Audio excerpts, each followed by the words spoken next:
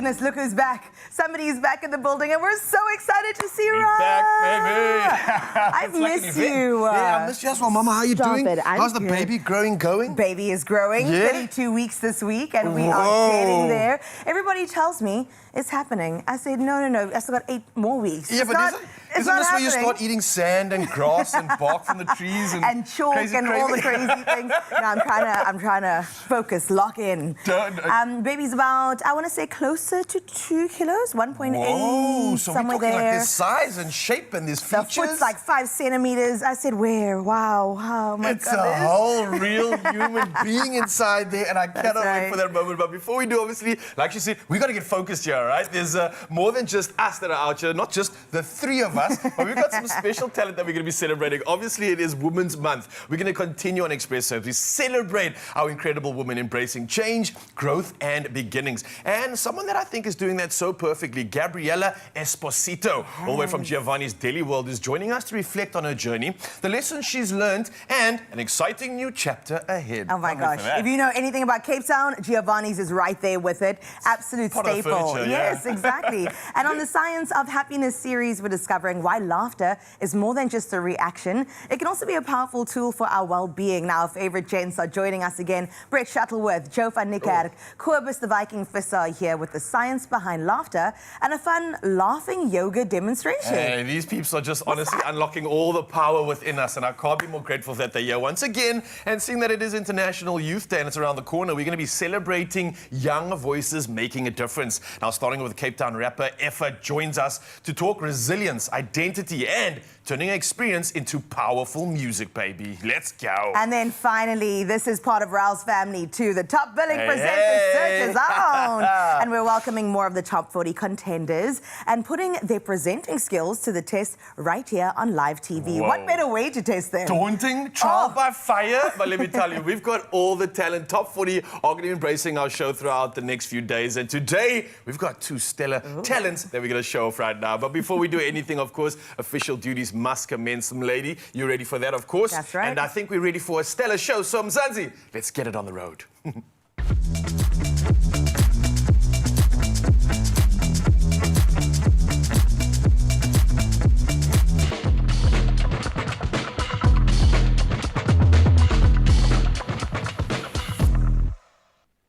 And how we get it started is with your national news headlines. Let's get into it first with this story where South Africa's unemployment rate has risen to 33.6% in the second quarter. And that's according to Statistics South Africa. Now, the rate increased by 0.9 percentage points, while another 16,000 jobs were lost, bringing total employment to 16.7 million. Now, the number of unemployed people increased by 345,000 to 8.5 million. Statistician General Risenga Moleleka says the latest figures show the country's labour market has slipped further behind where it stood a decade ago, when the absorption rate was 42.5%. Now, in other news in our country, residents of Maluti Pofang municipality out in the Free State were urged to stay indoors yesterday as heavy snow fell in the Tsang area of Qwaqwa. Now, around 20 centimeters was recorded in some areas, making road conditions increasingly dangerous. Motorists were advised to avoid unnecessary travel. Now, strong winds and heavy rain have also damaged several homes in Edenburg. Authorities are warning residents against using fuel-burning heaters in enclosed spaces because of the risk of fire and carbon monoxide poisoning, as the bitter cold front continues to grip much of the country. Let's take a look at your international news now making headlines, where emergency crews in Libya are battling a huge fire at the Zawiya oil refinery after it was hit by a drone strike. Now, the attack on Monday evening directly struck a fuel tank containing about 4.5 million litres, causing it to collapse. Authorities say there were no serious injuries, although several people were treated for smoke inhalation. It was the third reported attack in Zawiya in 2 days. Now, Zawiya is Libya's largest operational refinery, producing about 120,000 barrels of fuel per day, mainly for the domestic market. Now, in other news, rescue teams are searching through rubble in Western Colombia after a powerful 7.4 magnitude earthquake killed at least 164 people. More than 1,246 people have been injured and over 3,000 are reportedly missing, many feared trapped under the rubble. Now, the quake struck the country's coffee-growing heartland on Monday, with Cali, Pereira and Choco among the worst-hit areas. More than 1,600 buildings were damaged and at least 61 collapsed. Now, Colombia has declared an emergency as authorities warn the death toll could rise. And finally, for your first bit of news, elephants once held in captivity are proving they can successfully find their way back to the wild. Researchers from South Africa's Elephant Reintegration Trust followed 11 rewilded elephants across 4 reserves for 5 years, studying their behavior and their stress levels. Now, the animals behaved very similarly to their wild neighbors, while stress indicators remained within normal range for wild elephants. Researchers say the findings show remarkable resilience as well as adaptability, even among elephants that spend decades in captivity. Now, the team say each elephant appeared to develop its own ways of coping with the move, learning new skills and also adapting to unfamiliar surroundings. Now, the researchers believe the animals can regain autonomy and also contribute meaningfully to conservation. Well, on that note, we leave your 6 o'clock news. It's time now to get into your first bit of sports. Raul is standing by.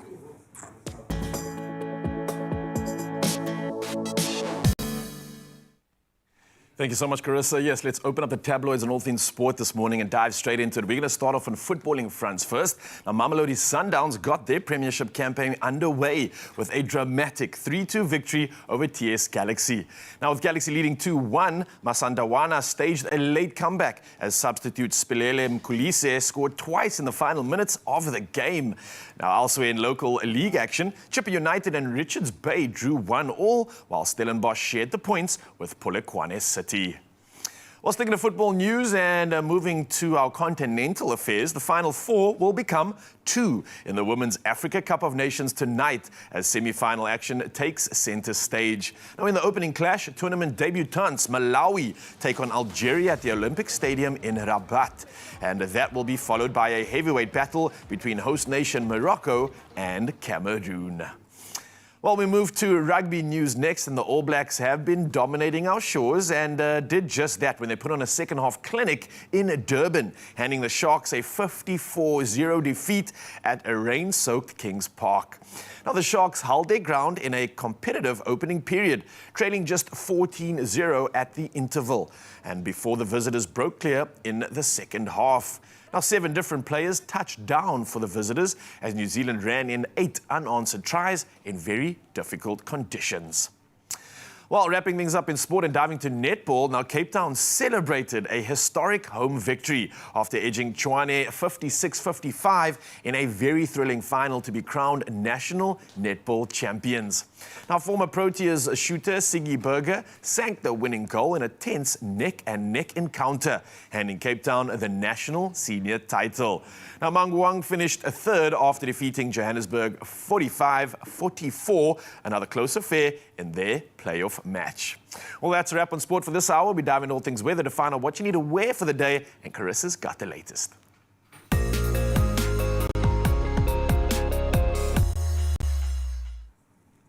Well, thank you so much to our nature boys. Speaking about nature, let's see how it's doing on your side of town, Mzansi. As usual, we get started in Polokwane. Our first stop for the day. On your side, the day ushers in mostly sunny skies. There will be some lingering clouds. As for your temperatures, it'll range from a cold 4 degrees to that high sitting at 17. Now, your day tomorrow will be spent under partly cloudy skies. Temperatures will move between 3 and 17. Klerksdorp, you're up next, where today you can expect mostly sunny skies, with temperatures starting from a low of 4 degrees, a bit cold there, but it does rise to a high of 14. The coming 2 days will see a mix of both cloudy and sunny conditions, with daytime highs sitting between 18 and 19 between Thursday and Friday. And then out in Pretoria, a cloudy day lies ahead with rain forecast throughout, so do be warned. That'll be accompanied by noticeable southeasterly winds traveling at 27 kilometers per hour. Now, while today's temperatures range between 6 and 15, expect tomorrow to be under the same conditions with that high at 17. Out in Johannesburg, Josie, a wet and wintry day lies ahead for you. Rain is likely at 35%. Your temperatures will range from a freezing 3 to a high of just 10 degrees. Now, cloudy conditions will define tomorrow with temperatures maxing at 14, but that start is sitting at 3 degrees once again. All right, Mbombela, on your side, your Wednesday is set for rain forecast at 55%. Temperatures move from a chilly 9 and rises to a max of 13 degrees. The coming days will be spent under mostly sunny skies, while tomorrow sees partly cloudy skies with some cooler temperatures at high hitting 16. The beautiful Bloemfontein, on your side on this Wednesday, it's mostly sunny skies that can be expected alongside some gentle winds. As for your temperatures, let's start at a cold 3 and rise to a high of 15. Sunny skies with lingering clouds will dominate tomorrow's forecast, with temperatures reaching a high of 17 tomorrow. To the coastline we go. Let's take a stop off at Richards Bay, where today rain is forecast at 70%, with southerly winds coming at you at 23 kilometers per hour. 12 is your low, with your high sitting at 19 degrees. Now, rain remains on the cards for the next 2 days, chances averaging around 22% under partly cloudy skies. Moving into Durban next, with wet conditions that can be expected throughout your day, chanced at 80%. Now, your temperatures range between 11 and 17 degrees with an 80% chance of rain. Grey skies will dominate tomorrow, with temperatures starting at a low of 11 and almost doubling to a high of 20. All right, Mtata, let's see what's going down on your side. Light rain is on the cards for you, likely at 40%. Temperatures start from a frosty 3 and rises to a high of 14. Now, taking over the coming days are sunny skies and pleasantly warm conditions, clear of any rain. In Uba, cloudy skies take over with moderate easterly winds today. Your temperatures will range from a crisp 2 to that high, coming at you at 17 degrees. Now, from tomorrow, sunny skies will dominate through to next week, with your temperatures peaking in those 20s. That brings us to Kugompo City, where rain chances are sitting at 35% for your Wednesday. Temperatures will range from a chilly 11 to a high coming at you at 18 degrees. As we look ahead, lingering clouds will increase as the day progresses, while mostly sunny skies do remain dominant. Ebecha, on your side of town, out in GQ, today's showers will take over much of your morning. That will be accompanied by easterly winds traveling 32 kilometers per hour. Now, while your temperatures start from a chilly 11 and climb to a high of 19 degrees, the weather does warm up slightly by Thursday and Friday. In the gorgeous George, good morning to you. Much of your day will see partly cloudy skies. Temperatures will be drifting from a chilly 11 to a high sitting at 19. Now, sunny skies are expected tomorrow before cloud cover moves in by the evening, with cloudy conditions taking over from Friday. From the gorgeous George, we move in further into the Western Cape. Cape Town, you're up next, with sunny skies that will take center stage today. Temperatures will sit at a low of 14 and rise to a high of 22. Now, let's look ahead with sun-filled skies that you can expect. It will dominate your day tomorrow, peaking at a nice 24 degrees before the cold settles in again over the weekend. And then out in Sutherland, a wintry day ahead with cloudy skies and winds reach 37 kilometers per hour. That minimum is sitting at 6 and your high is sitting at 15. Now, strong winds will sweep over the next 2 days, bringing colder conditions throughout, so do be warned. Temperatures peaking at 18 and 21 over Thursday and Friday, respectively. Kimberley, mostly sunny skies are expected with noticeable northeasterly winds. Your temperatures, well, they'll move from a low of 6 to a high of 17. A stretch of sunshine does lie ahead for you, with tomorrow's weather kicking off at a cool 5 degrees, and it will peak at 19 on Thursday and get a little bit warmer over the weekend. Now, out in Uppington, speaking about warmer weather, mainly sunny skies will take center stage today, with the winds reaching 31 kilometers per hour. As for your temperatures, it'll range from a cold 10 degrees and increase to a set high of 22. But listen, sunful days are far from over, with temperatures maxing at 29 degrees come the weekend. I mean, true to Uppington, we were kind of relying on you in the midst of this cold front taking over Mzansi, that you will warm us up just a little bit. But speaking about giving us some warmth, out in Bellville South in Cape Town, Lynette Langeveld got in touch with this sunrise morning view. Listen, we haven't seen the north in Cape Town in a while. And Lynette, it is so good to know that you're taking care of all things good over there and representing representing Belleville South so incredibly well. Now, if you too would like to be like Lynette and be rewarded with a 22-degree day today, we know that we need to tell your story on our WhatsApp line. So 063-036-9649. You snap a picture, you send it through, and be like Lynette and let us know exactly what it's looking like on your side of town. 7 and 8 o'clock, that's your chance to shine, so make sure that you do exactly that. Speaking about shining, I see some stars have joined us in studio. Ooh, shining star. I got one of them right here. Unati is in the building. I can't be more grateful to have you here, have your energy, but ask you, how are you doing first time on live TV? Yeah, first time. I've never been on live television before. Is it intimidating? It's definitely intimidating. I'm still defrosting. It's very early in the morning, but I'm excited to be here. I'm really excited. Well, seeing that this is your first time, I thought, let's just put you on the highlight reel right now and say, what can you do in terms of telling the viewer what's happening after the show? You think you can do a little coming up for us? Yeah, I mean, coming up, you'll get to know me a little bit better. So if you stay tuned, you'll be able to hear about what I do and who I am. Okay, now listen, clearly the talent has arrived. We're also going to open up a conversation with you, Mzansi. That Good Morning Post is beckoning, and we're going to have not only a conversation with us, incredible talent, but also opening it up to your fits as well. So come through right after this, and yeah, we've got a lot to look forward to.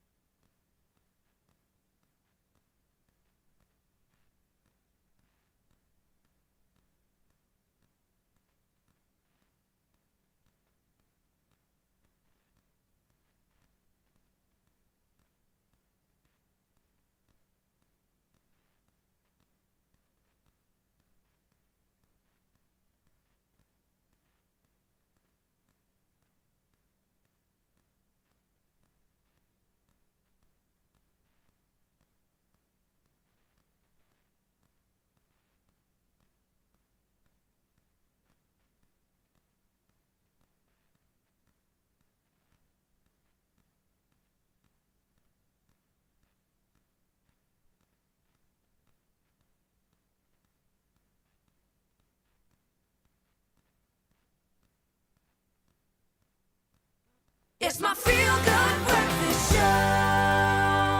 Welcome back to your Feel Good Breakfast Show. It is Expresso on S3. And first and foremost, a few minutes into the show, we got to say good morning, good morning.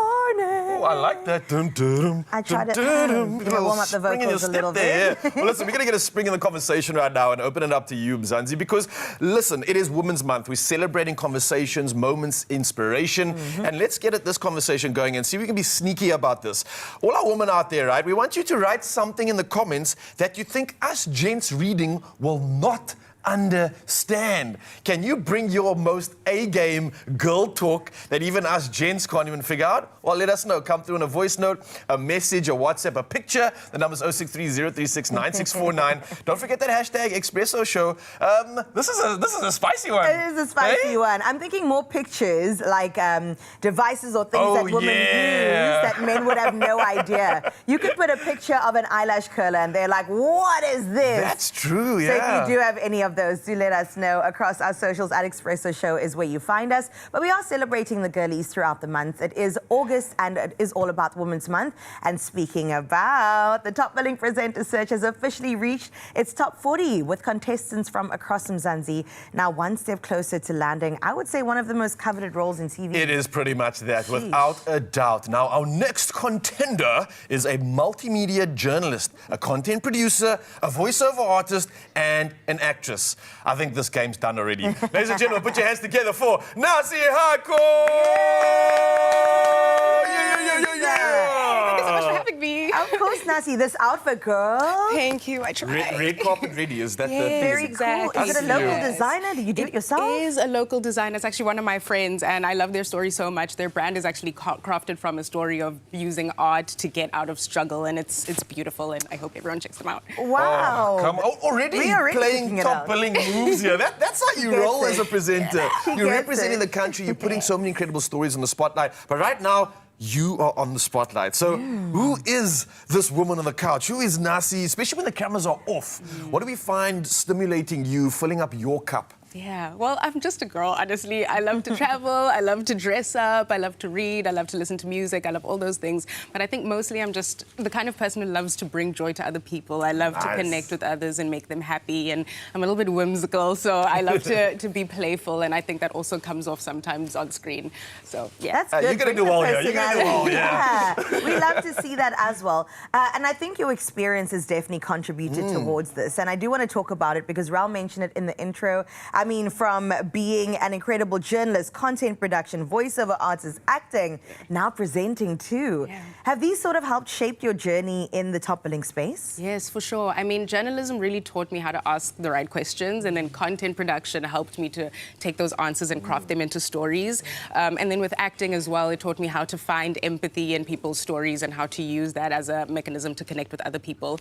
So that really, really drove me. But I think what really taught me how to connect with people is just my upbringing in general. I mean, I was the quirky kid, so I really had to find different ways to connect with people. And I think there's that quote by Maya Angelou where she says, "We're more alike than we are unalike." And I think that's the kind of attitude I go into all my interviews and presenting and everything like that with. What's your background? Where are you from? Where did you grow up? Born and raised in Belleville. I'm a Belleville. Cape Townian through and through. Nice. Yeah, so I have that little multicultural edge because, love it. Boston and Belleville is just a melting pot of cultures. It is. There's a lot going on. But that's probably where all the XP comes from as well, because, I mean, you've been doing incredible things, not just playing the game, but actually literally living the game. You've interviewed industry leaders, entrepreneurs. You brought like sort of characters to life as well in production. So you've got some experience here.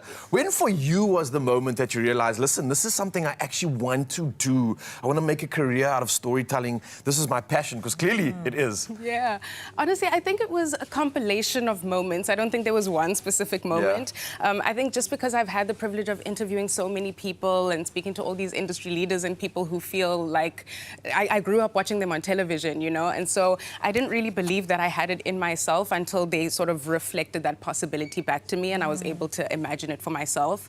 And so, yeah, since people have started vouching for me, I've started vouching for myself, and now I really feel like I can be in my stride. Yes, girl. You must be your biggest cheerleader. Yeah, Listen, absolutely. you are like the top 40, just That's a reminder. huge. So in case you need some extra validation, you've got it. You need to Girl. flaunt it, and today is the day to do exactly that. Absolutely, and I know that you're not going anywhere. You're going to chill with us for the rest of the day. I do want to ask, though, I mean, we all grew up watching Top Billing. Raul has his stint and still to this day is on Top Billing. What are you looking forward to most if you get chosen as that number one, as being part of the Top Billing family? Ooh, I think, honestly, just an opportunity to like play a little bit on screen and have people find out who I really am. I think sometimes I can come off a little bit different to what I actually am like. So just an opportunity and a platform also to connect with others and just to spread the word about what it is that I want to do, which is help people connect. Oh, well, we're going to do beautiful. exactly that. Can't thank you enough for joining us this morning. I'm going to also say kind of like good luck in a sense, right? Because obviously Nasi is not going anywhere. We are going to be tracking every step of her journey right here on South Africa's Feel Good Breakfast Show. Now, you can watch the Top Billing Top 40 Presenter Search on SABC Plus by visiting the official SABC Plus Top Billing Presenter Search page or streaming it via the SABC Plus mobile application. This is where you'll see some talent like this. We're also going to be testing this talent out in just a bit as well as we dive into more of the incredible women on our show as we celebrate Women's Month. And hey, y'all are in for a treat. We'll see you after this. Girl, I hope you're ready. Only you can make my day.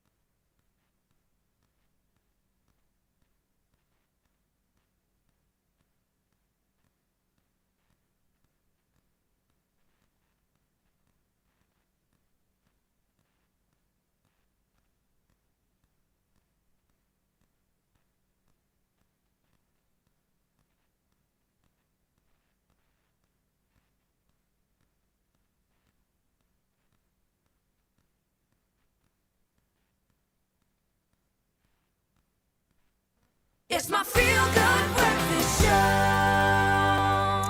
Hey, Mzansi, welcome back at your Feel Good Breakfast Show. And let me tell you, I'm already feeling so good. We've got a stellar load of talent in the studio, and I'm sitting next to some of it right now. This weekend especially, next weekend, the Springboks are taking on New Zealand. This is a big, big encounter. They've been taking on our local teams at the moment, kind of flexing, but hey, the big game is still on its way, and it's probably rugby's greatest rivalry. But South Africa's rugby future isn't only being built in packed stadiums. Now, across the Western Cape, young players are learning far more than how to pass a rugby ball. They're gaining confidence, discipline, mentorship, and the opportunity to dream big.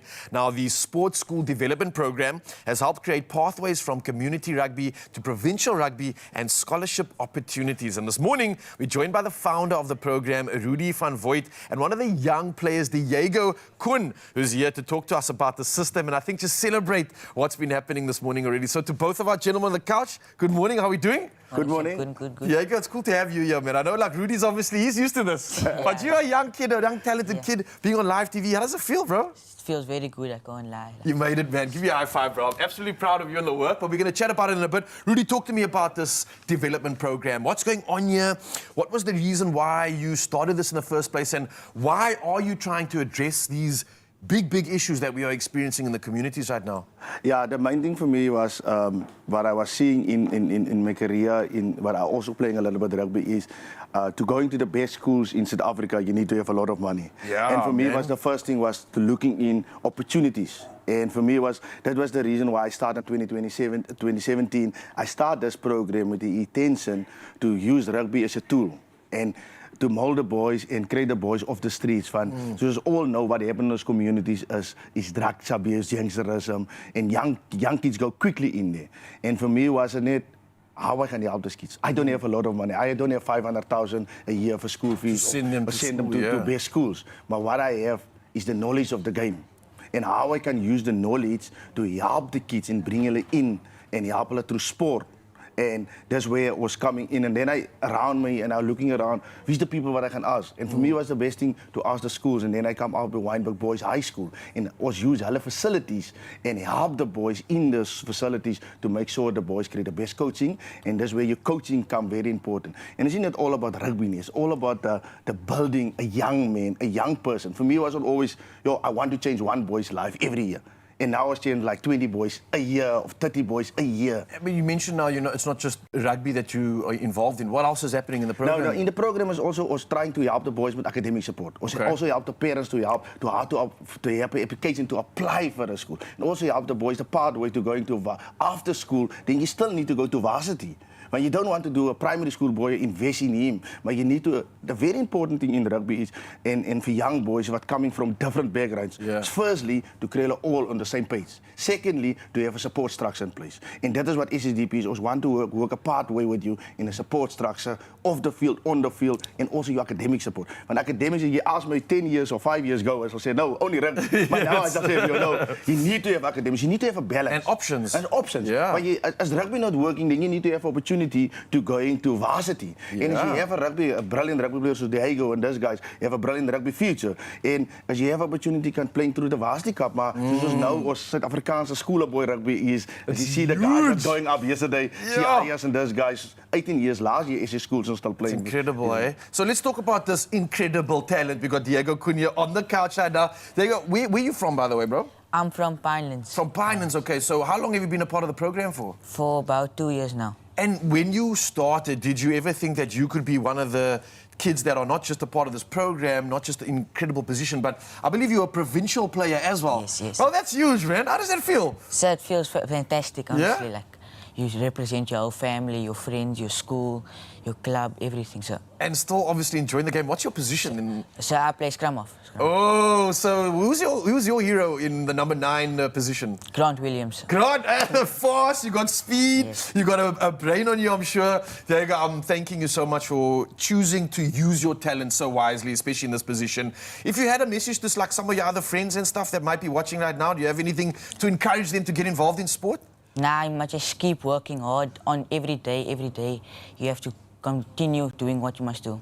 Hey, listen to the champ. He said it best, of course. And Rudy, I can't thank you enough for being a part of this program. I believe we're going to have a little bit of a demo a bit later. Yes. Who are we going to be seeing in terms of the kids and what are they going to be up to? Yeah, ons het for fun kids here. So one of us boys was playing Western Province Trials yesterday. Okay. One of the props, and he injured his shoulder, but he's still here. And the boys can show us a little bit of skill passing. I want to show the presenters how to pass and how's the best techniques to doing the game to what you love. And I love that, man. And as we just before we hand it over, if anybody wants to support the program, get involved in any way possible, is there any way that they can reach out to with regards to a website or the program itself? How do they find you? The main thing for us is SSDP is next year 10 years old. The 6th of March was playing ons 10 years festival. Wow. By Swanswyk Academy. And ons gaan invite the top primary school boys. Incredible. And that is for us the main thing, to see how much kids coming through the system, how much kids going to Wynberg Boys High School. And Diego is also one of the boys going to Wynberg Boys next year. Nice, boy, well done. And that's for us, as anyone to want to really support us, I can go on as SSDP, School Sport Development Program Facebook page. I can contact you, I can contact me on 082 812 1066. That is my cell phone number. And I'm very popular on TikTok. I can always go on TikTok. My name is Rudy on TikTok. Okay. And you can also reach me there. Okay, we got you, Rudy, for now, though. It's time that we don't talk about the stand-up, but let's see it firsthand. Yeah. Shout out to Rudy and Diego, man, repping everything good when it comes to rugby. And right now, we have to get into a demo. Not only because we have more joints joining us, but also because the gorgeous Nasi is still here. Are you ready? I am ready. I'm scared I might break a nail, but you know, we'll see what happens. So yeah, I think I'm going to hand over the whistle completely because this morning I'm being coached by the real experts. Adam, Ziad, and Kate are going to take charge of my very own Rugby 101 lesson with the Young Coaches session. Oh, thank you, Coach, for being here. When we say young coach, we mean it, eh? We've got a very young coach with us. Kate, thank you for being here. Adam, Ziad. So where do we begin? I'm hearing terms like rucking, position, passing. What is all of this? Okay, good morning, guys. My name is Kate, and today we're going to be starting with passing. Passing. They say we, they mean you, girl. Oh, girl. That's you, girl. All right, see so what happens. Adam and Nasi will get together. You Okay. can go ahead and stand there. Oh, okay. All right. So it's always back. So Ziad, maybe you can explain what's going on. So you have to keep your head up just in case the traffic come, and then if you don't keep your head up, then they can smash your neck and then your neck might break. Okay, don't want that. Okay. It's good advice. Thank you. Awesome. Okay, do you want to try another one? So that was passing, right? So it's passing and racking at the same time. Passing and racking at the same time. All right, Ziad, maybe you can come a bit forward there so we can see you. Then what else do we have to show today? Feet positioning. Yeah, feet positioning. Feet positioning. Okay, Sounds maybe like you can something I talk can us do. through. Yeah, for sure. Let's go for it. So with your feet positioning, whichever side the ball come, the opposite side has to stand like this with your hands in front of Okay. for a target for your partner or your teammate to pass in your hands. Okay, so like this. Yes, Am I killing ma'am. it? Okay. All right. Where's my championship? Thank you so much. No clapping. No clapping. I'll clap for you, girl. I'll clap for you. So that was what? What was that called? Or feet positioning. Feet positioning. Okay, I think we need to do that one more time. Was that good positioning? Yes, ma'am. Wow, I'm an expert. See, I policy, watch out. Awesome. Ziad, what else do you have to show us today? Do racking. We can do it again. Let's see what rucking's about. We can do a recap. Diego's also here joining us. Oh, Diego. Yeah, quick one. Coming in Yapala quickly, and it's going to have quickly a rocking drill. A very important thing for rocking is for young people is that your body position is in a good space. That meaning as the guys coming and someone want to clean you out, you can always protect yourself. And very important for us is, in rugby is it all about the ball. The ball is the important thing for the boys, young boys is. As the lady coming up there, and I playing scrum of Diego Koen is not there, ma'am. Set go for me up there on the green cone. The very important thing for me is your body position need to protect yourself. But I know, remember there's guys coming, I can pass to you now, né? That meaning your body position is always in a good space, and your 9 coming in here, and is always playing to attack the ball. You need to move to the ball right, short pass, make sure you give your hands up. As you scrum off, you need to make sure you protect the guys. Also something what I was bringing in was that Cage here. Cage is also one of the guys what spring for us on the lineouts, go for us in the back. Very important thing is there, we need to make sure we can do a short line out here. Unlucky the man say in this here. So have you quickly here, ma'am. Yeah, take it. You can play for us the hooker. Okay. You can throw the ball in. Okay. Kom eens kijk. Very important is to make sure your ball is in a good position. Okay. Right here over there. You can throw it there. Okay, so I can throw it forward. We gaan lag. Okay. We gaan lag. I say so I say. Yeah, we gaan lag. Let's go. 1, 2, 3, jump, TT. Oh! Just screaming there. Nice! I just always know lineouts is in South Afrikaanse rugby where Etzebeth and those guys make us bully guys in the system. And for the young boys is to make sure by SSDP is to create a final technique of coaching properly. And that's what I want to bring across to you guys. Okay. Beautiful. Anything what you want to, you so much, want to do for You know what? I got my own rugby ball in here, so I'm gonna take a pause on that one. pause But on I'm this. learning so much. I said, do you feel like you know more now? Yeah, I feel like I could really take on the Springboks, the Blue Bulls, bring it on. Yeah, and specific in South Afrikaanse rugby, what very important is and powerful is girls rugby. Yes. Also starting with girls rugby by HSDP, Yeah. the young girls opportunity to playing the game. Beautiful. But rugby is an awesome sport. It is. Yeah, Bring okay. people together. The nation comes together. It's the first time I was coming here, and one of the guys I speak of us know each other for so long. Yes. And I'm really appreciated for you guys to give these young guys opportunity to come in and also to give the platform for the program that can change people's life in this community. That's And what you I want. are right now, so thank you so much. A round of applause for the boys. Cannot wait to hear more from you. Thank you so much for joining us today. Thank you, ma'am. Yes, and I think we are going to cut to an ad break at the moment. So thank you so much for joining us, but stay tuned. We've got something amazing for you coming up. Only you can make my day.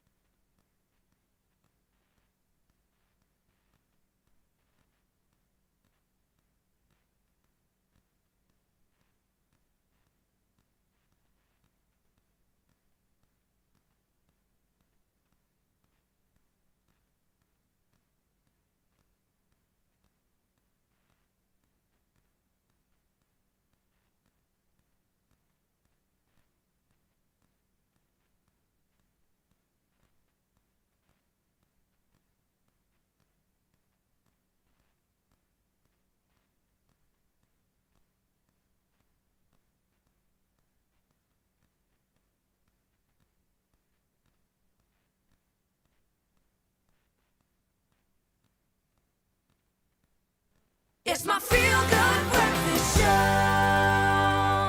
Hey, Mzansi, welcome back to your Feel Good Breakfast Show. Let me tell you, we are feeling so good right now because not only are we celebrating women, but we've got one of our top 40 top billing potentials right here. So I'm going to let you do your thing. Thank you so much. So as you guys know, Women's Month is a chance to celebrate not only what women have achieved, but the courage it takes to keep growing, changing, and choosing what feels true to us. So today we have Gabriela Esposito here, and she has been part of the heart and energy behind her family business, Giovanni's Deli World, where food, family, and community come together. So today we are catching up with Gabby on the lessons that journey has taught her, the bravery required to embrace the change, and the excitement of a new chapter taking shape. Gabby, welcome back to Expresso. Thank you so much. Good to be back. Good to see everyone. I know, I missed you. I missed you. How are you doing? I'm good. I'm Yeah? good. Your life's been a bit crazy, but it's all good things. Positive vibes. It's quite crazy if you think about this entire sort of perspective that you've had, this journey that you've had in your food world. I mean, we could be sitting here for hours talking about it, but that close relation that, I don't know if many people even are aware of this with Giovanni's, which is woven into kind of like your fabric and your journey. If people don't know about it, then they've clearly been living under a rock, but it's like a pretty much piece of furniture when it comes to the Cape Town who's who and what you need to know about it. For you, with regards to food, with regards to this journey and these experiences, what has it taught you about people, yourself in general? Well, you know, working with a family business, it is possibly one of the most humbling and incredible experiences. And the reason being is because for myself, being able to work with my dad and my uncle, it wasn't just that I got to spend more time with them on a personal front. I really got to learn from them. And they honestly are the most hardworking men in the entire world. And they are just such wonderful bosses and wonderful people. And they were firm at work, but there was always that gentle aspect of things. And they've really taught me what is so important about running your own business, especially when it comes to your staff. Honestly, that was definitely hands down the hardest decision of leaving was the staff. Like, if anyone's been to Giovanni's, like... It's like family, right? Oh, my word. I mean, that business is 37 years old this year, and I'm turning 34 next week. So I've grown up with half the people there, you know? What a they are... Yeah. What a legacy. It's the family. And that must be so interesting as well, Yeah. working with family. I mean, it's really close quarters, but how do you keep your individuality and your own ambition and your own voice when you're working with people that you care so much about their opinion? No, absolutely. You know, the thing with that is they've always allowed, there's obviously always been, you know, you've got a job and there's certain, you know, parameters that you need to work between, but they've always trusted me in the decision that I needed to do. There was always, you know, boundaries, but we're going to trust you and see how you go. And I think also when you have confidence in yourself with that, your colleagues see that as well. And it's okay also to make mistakes along the way. There were plenty along the way. But it definitely is something so fulfilling just to know that people trust your judgment and keeping that confidence and knowing that you're making the right call. And looking inward, how do you know when it's time to trust your own instincts and your own judgment? I mean, there's been times when I have, and I've been like, oh, I don't know if I should have done it like that. But you know what, if we don't try, we don't learn, you know, and there's always there's that age-old saying is like, you know, what happens if we fail? But then there's that time, but what if we fly? Yeah. So you need to take that opportunity and that risk as well, you know? Is that a sort of a conversation you need to have with yourself, though? Because, I mean, no one else can give you that answer in terms of when you are ready, right? You have to be engaging in what you want. You have to ask really deep, hard questions. Absolutely. When do you know that you are ready to actually action that and it goes beyond an idea? I think, you know, when you've got people that believe in you, and look, we all have that wonderful imposter syndrome of being like, can I do this?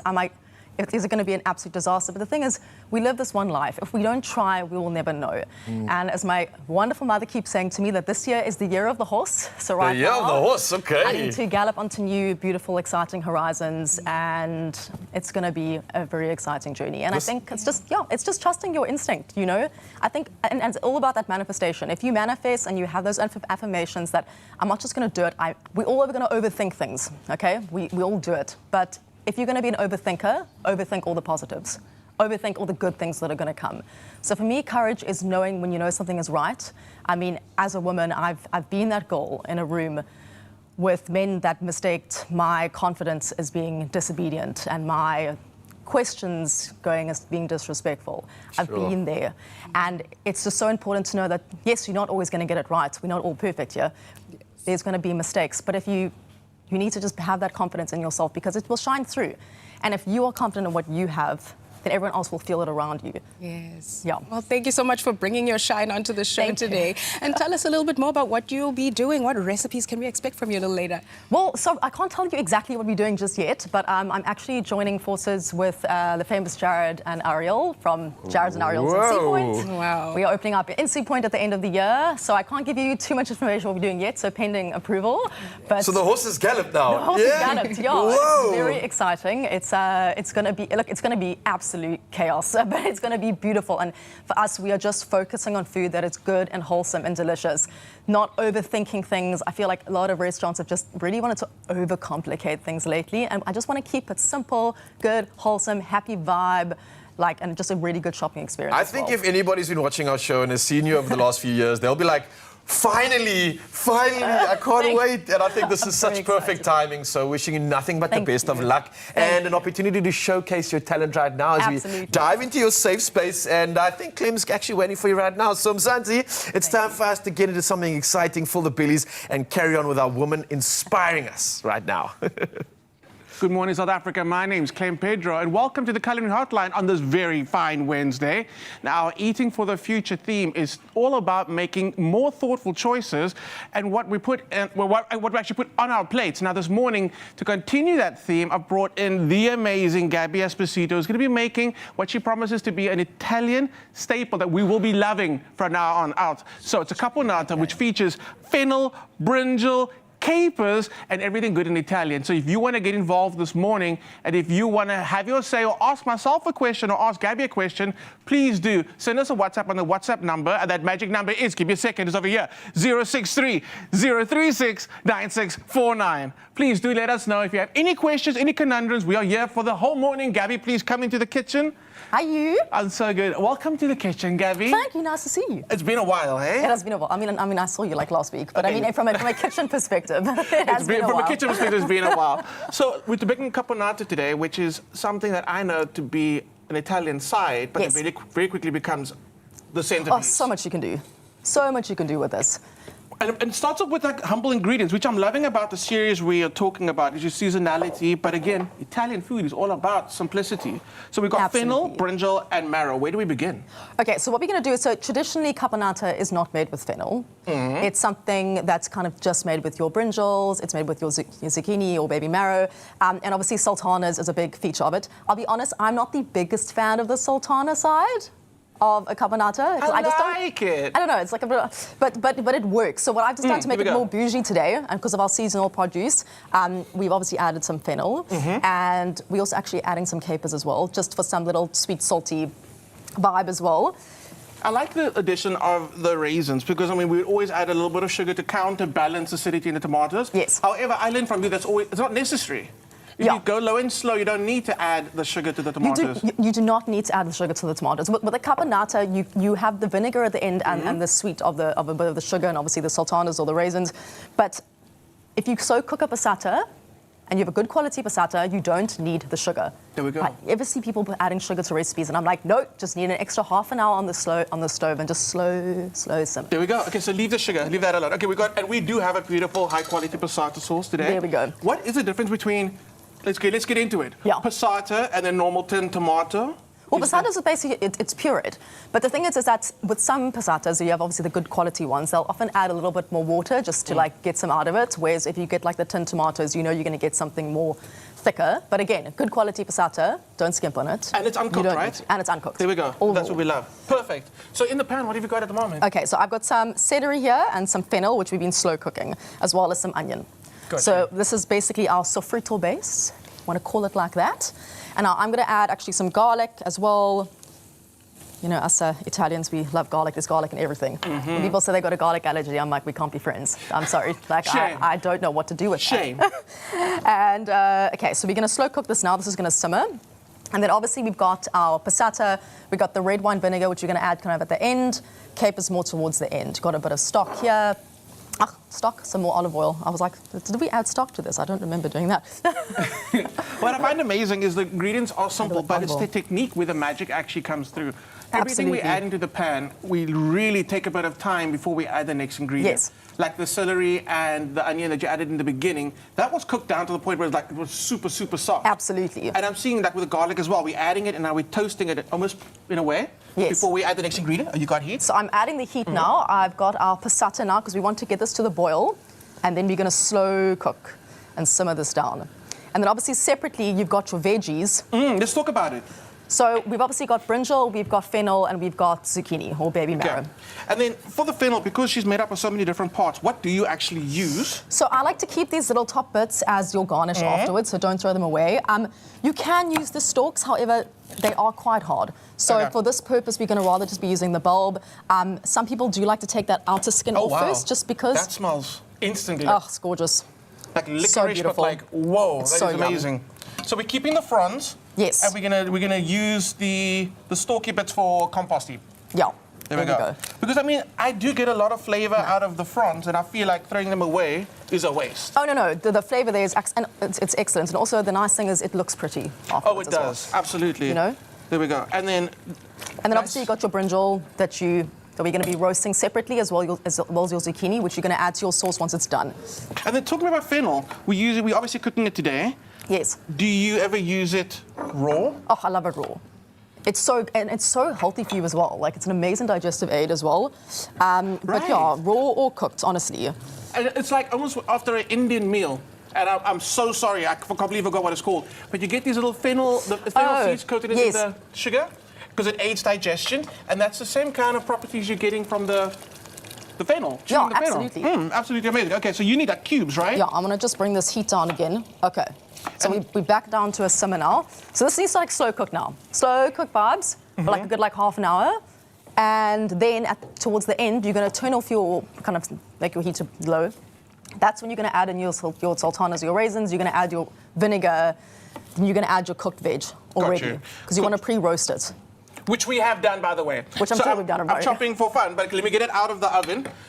The idea also, I'm understanding, is that you keep your veg the same size so they cook evenly. Yes, that looks perfect. There we go. Yeah, so we got our fennel here. That's gorgeous. Our brinjal. And then basically once your sauce is just about ready, you're going to add that to your sauce. Give it another 5 more minutes, and then you're done. Okay. So it's always good to keep that stuff. Oh, also, we must always... Must rinse. I'll do that. Rinse, keep some water, chuck in the pot. That's enough. And it's very Italian, right? We don't waste. No. Okay, so once that's reduced a little bit, like you said, all the veggies then go in. Everything goes the pan. in. You got your vinegar afterwards. If you want to add a bit of sugar, you can. Then you're going to add your chopped parsley, you're going to add your sultanas, you're going to let it cook for another 5 minutes, and then you're done. So some people like this hot, some people like it cold. Personally, I prefer eating it cold. Just depends what kind of flavor that you enjoy. Just going to add a little bit more because this is going to reduce down nicely. And then, chopped parsley, some fresh basil if you'd like to serve it at the end. It doesn't always have basil in it, but that's more up to you. But again, it just looks pretty, so it depends what kind of flavors you want to build on. Nice. So can we pretend that our tomato sauce has cooked down? Or do you want to do it the proper Gabby way? We wait for it to go down. I mean, I don't know if we have half an hour to wait for We don't have half an hour. We don't wait have... for our sauce to simmer down. But I mean, just for argument's sake, in theory, this has been cooking for half an hour. There we go. I like just that. so that everyone can see, and I will not pick that up. And while we're busy with this, I tell you what, I hold and you scrape. Perfect. While we're busy with this, talk about the uses for caponata. What would we actually use it for once we've made it? Okay, so it's something that's either seen as like a vegetable side. I've also used it before as a bit of a pasta sauce. So that is the nice thing with this, is it also freezes really well. So if you can't find, you really enjoy the recipe and you want to make some for your freezer, then that's always a good option. Also just use it as a side dish, you know. So with your vegetables, part of a meze plate, which is probably one of my favorite things to use, because it has that sweet, tarty flavor. So it goes really well with like fresh or cooked vegetables, a bit of mash, a bit of, it's just got it sings by itself, but it also pairs so well. It's so poetic. It sings by itself. Okay. Fish, chicken, whatever your vibe is. So this is going to halloumi. get... I love, the halloumi. So Yes. like you said, capers go in, the sultanas go in, the parsley goes in. That's all going to simmer together. And when we come back later, this is only dish one. What are we making for dish number 2? So we're going to be using the caponata incorporated into a meze dish. And you're not going to want to miss that. So stay tuned for that part 2 of the Culinary Hotline Bling. Ding, ding, ding. Don't go anywhere. Only you can make my day.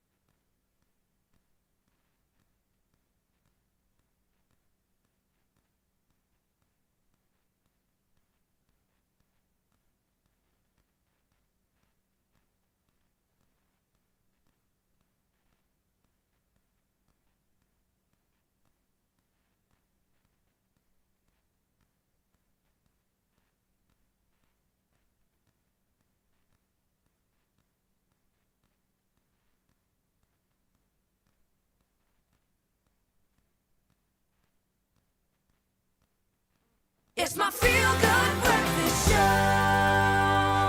Welcome back to Expresso. I am Nasiago, your top billing presenter search top 40. And I'm being told that it is the top of the hour now, so I'm going to throw back to Carissa Cupido so she can give us our news headlines. Thank you, beautiful Nasi, and thank you for hanging out with us for the first hour of your Feel Good Breakfast Show.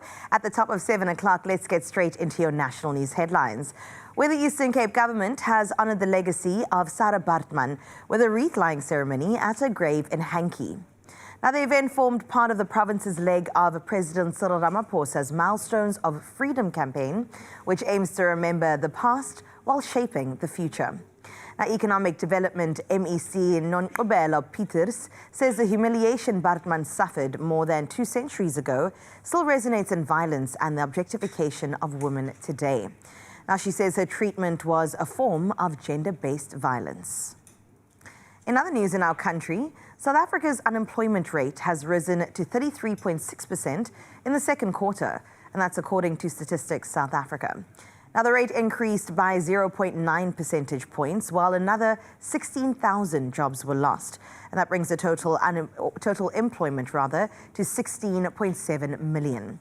The number of unemployed people increased by 345,000 to 8.5 million.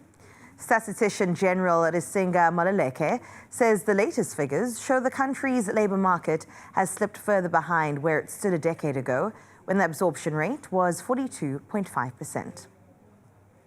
Well, internationally speaking now, a Syrian court has sentenced former President Bashar al-Assad to death in absentia for atrocities committed during the country's nearly 14-year civil war. The court convicted Assad of crimes against humanity and war crimes, including murder and torture leading to death.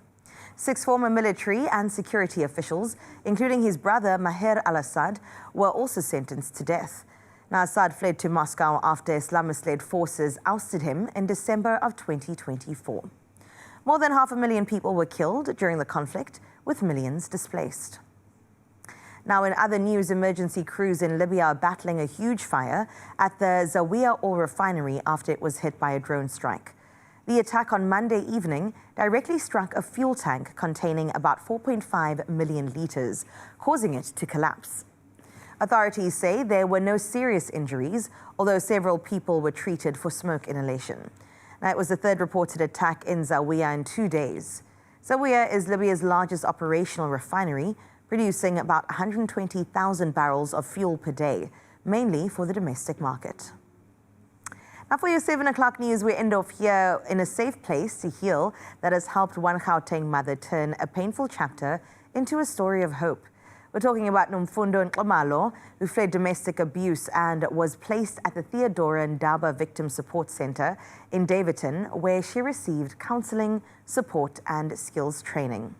Now, she says the shelter helped restore her confidence and also prepare for a fresh start. She also obtained her driver's license, found employment and saved 19,500 Rand, and that's towards buying a stand where she hoped to build a home for her children. Today, the 43-year-old is running her own full-time perfume business, providing for her family with dignity and also confidence. Now, her journey shows how support can help survivors become thrivers. Well, that's a feel-good story if ever I've heard one. It's where we leave your 7 o'clock news. It's time now for the latest in sports with Rao.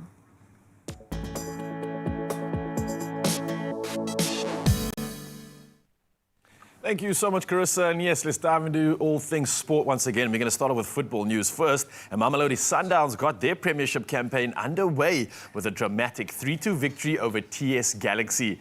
Now, with Galaxy leading 2-1, Masandawana staged a late comeback as substitute Spilele Mkhulise scored twice in the final minutes of the game. Now, elsewhere in local league action, Chippa United and Richards Bay drew 1-1, while Stellenbosch shared the points with Polokwane City. Well, sticking to football news, on the Final Four will now become 2, and that's in the Women's Africa Cup of Nations. It's taking place tonight as semi-final action takes center stage. Now, in the opening clash, tournament debutants Malawi are going to be taking on Algeria at the Olympic Stadium in Rabat. Now, that will be followed by a heavyweight battle between host nation Morocco and Cameroon. Well, from footballing action, we dive into all things rugby right now, and the All Blacks have definitely made their presence on our shores, and especially in the world of rugby. Now, the All Blacks are putting on a second-half clinic in Durban, handing the Sharks a 54-0 defeat at a rain-soaked Kings Park. Now, the Sharks held their ground in a competitive opening period, trailing just 14-0 at the interval, and that was before the visitors broke clear in the second half. Now, 7 different players touched down for the visitors as New Zealand ran in 8 unanswered tries in very difficult conditions. Well, rounding off this edition of All Things Sport, we move to the world of netball, and Cape Town celebrated a very historic home victory after edging Tshwane 56-55 in a thrilling final to be crowned national netball champions. Now, former Proteas shooter Siggy Burger sank the winning goal in a tense neck-and-neck encounter, handing Cape Town the national senior title. Now, Manguang finished third after defeating Johannesburg 45-44 in their playoff match. Well, that's a roundup of sport for now. We dive into the world of traffic and getting you out to work safely.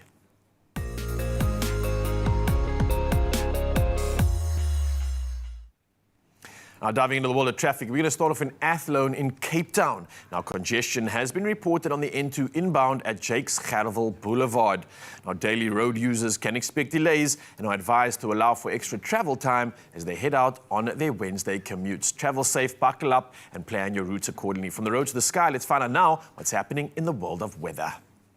Every journey should be more rewarding. Simply fill up at Shell, scan your Shell V Plus rewards card and pay using your ABSA Visa card. Enjoy up to 30% real cashback through ABSA Rewards, up to 50 cents per litre instant cashback on fuel through Shell V Plus rewards, and up to 2.5% cashback on qualifying in-store purchases. Every journey is another opportunity to earn. Keep filling up, keep earning with Shell V Plus rewards and ABSA Rewards.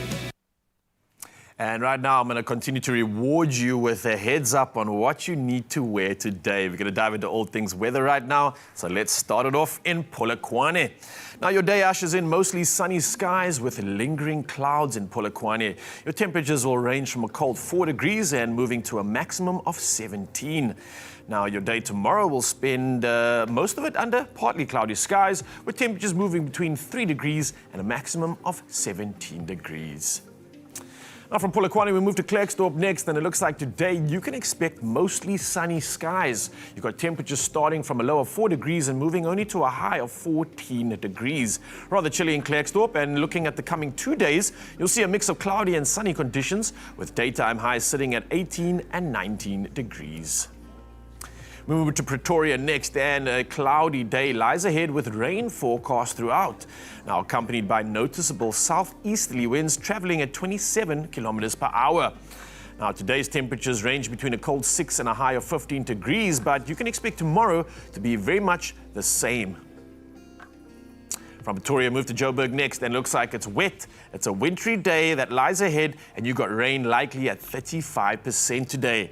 Now, temperatures are ranging between a freezing 3 degrees and only moving up to a high of 10 degrees. So stay out and stay warm in Jersey if you can. You've got cloudy conditions that will define tomorrow, with temperatures maxing at 14 degrees with a start of 3 degrees. Over to Mbombela next, and looks like Wednesday is set with a rain forecast at 55%. Your temperatures are moving from a very chilly 9 degrees and only up to a maximum of 13 degrees. Now, the coming days will be spent under mostly sunny skies, while tomorrow sees partly cloudy skies with cooler temperatures. Moving inland to Bloemfontein, and mostly sunny skies can be expected alongside gentle winds today. Your temperatures are starting from a cold and chilly 3 degrees and only climbing to a maximum of 15 degrees. Now, you've got sunny skies which will be lingering with clouds and dominating tomorrow's forecast. You've got temperatures reaching a high of 17 degrees. Out in the coast in Richards Bay, today rain is forecast at 70% with southerly winds at 23 kilometers per hour. Your temperatures sitting between a cool 12 and a high of 19 degrees. It looks like rain remains on the cards for the next 2 days, with chances averaging around 22% under partly cloudy conditions. Sticking to the coast and moving to Durban, wet conditions can be expected throughout your day. A chance at 80% today. Temperatures ranging between 11 and only a high of 17 degrees. And you'll definitely expect grey skies to dominate tomorrow. You've got temperatures starting at 11 degrees and reaching a high of 20 degrees for your maximum. Over in Mthatha now, it looks like light rain is on the cards, likely at 40%. And your temperatures are starting from a very frosty 3 degrees before rising to a high of 14 degrees for your maximum. And taking over the coming days are sunny skies that we can look forward to with pleasantly warm conditions clear of rain. Out in Nquba, and it looks like cloudy skies are taking over with moderate easterly winds today. Temperatures will range from a crisp 2 degrees and only move to a high of 17 degrees. Now from tomorrow, sunny skies will dominate throughout the next week with temperatures peaking in the 20s. We move next to Kugompo City. And it looks like the rain continues chanced and sitting at 35% for your day ahead in Kugompo City. The temperatures ranging from a very chilly 11 degrees up to a high of 18 degrees. As we look ahead, it looks like lingering clouds will be increasing as the day progresses, while mostly sunny skies remain dominant. Next up, we move to GQ Gqeberha. Today, showers will be taking over much of your morning out in GQ, accompanied by easterly winds traveling at 32 kilometers per hour. Now, while your temperatures start from a chilly 11, climbing to a high of 19 degrees. Looking ahead, it looks like there's not too much rain expected, so get out there and make the most of it. Out in George, though, it looks like much of your day will also see partly cloudy skies. Your temperatures are slowly drifting from a chilly 11 degrees up to a maximum of 19 degrees. Now, sunny skies can definitely be celebrated as you expected tomorrow, and that's before cloud cover moves in by the evening, with cloudy conditions taking over from Friday. We move to Cape Teezy, the mother cities, with sunny skies taking center stage throughout the day. Your temperatures are sitting between a low of 14 degrees and a high of 22 degrees. Now, as we look ahead, sun-filled skies will be dominating your day tomorrow, peaking at 24 degrees, with Friday spending it under grey skies. Moving to Southies and moving back inland, it looks like a wintry day is ahead. You've got cloudy skies and winds reaching 37 kilometers per hour, so hold on to your hats. And your temperatures shifting from a cold 6 degrees to a set 15 degrees. You've got strong winds which will sweep through over the next 2 days, bringing cooler conditions throughout. Now we're sticking inland and moving to Kimberley next. Mostly sunny skies are expected. You've got noticeable northeasterly winds, and your temperatures are moving from a low of 6 degrees to a high of 17 degrees. Now there's a stretch of sunshine which lies ahead, so let's look forward to that. We've got tomorrow kicking off at a cool 5 degrees and then peaking at 19 degrees. Let's see what Uppies has in store. Uppington always bringing the heat, and it looks like mainly sunny skies will be taking center stage today as expected.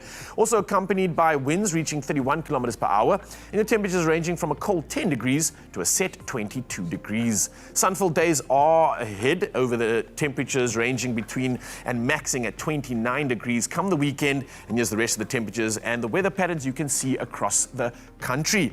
For now, though, let's get excited because we get to celebrate another epic sunrise view. And Chani Ikout sent this one in. Yo, Benoni Gauteng. Look how good you're looking this morning.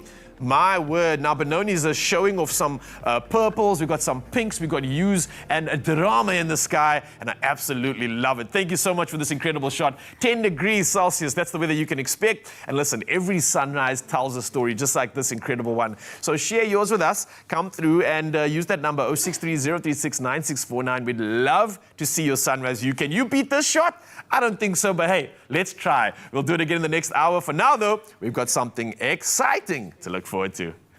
Oh, we do. It's just 13 minutes into the second hour of your Feel Good Breakfast Show, and we're coming with the energy, with the punch, with the fierce and enjoyment. We wrapped up 1 hour with Nasi. How was it? That was really fun. Fun? Yeah, catching a rugby ball, not necessarily my Wednesday morning usual, but very fun. All right. Well, we're handing over to Lizette in the next hour, and I got to ask you, do you have any advice for our girl? No, actually. I think Lizette is so capable and beautiful.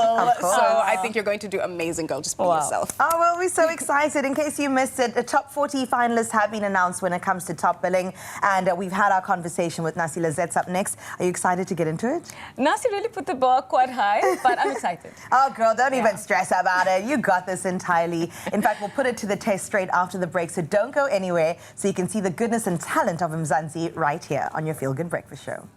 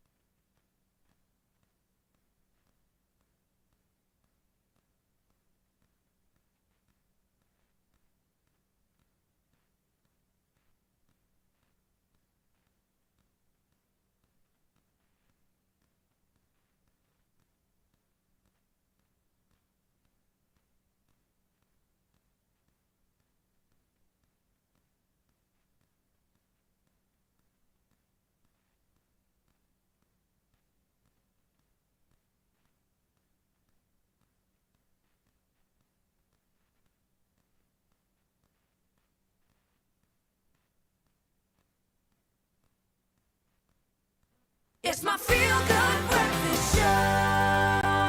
Oh, yes, you beautiful people. Welcome back to your Feel Good Breakfast Show. It's the middle of the week, but it's kind of feeling like a Friday as we celebrate so much incredible talent. It's Women's Month, but it's also the Top Billing Presenter Search, which officially has reached its top 40, with contestants from across South Africa now one step closer to landing one of the most coveted roles in lifestyle television.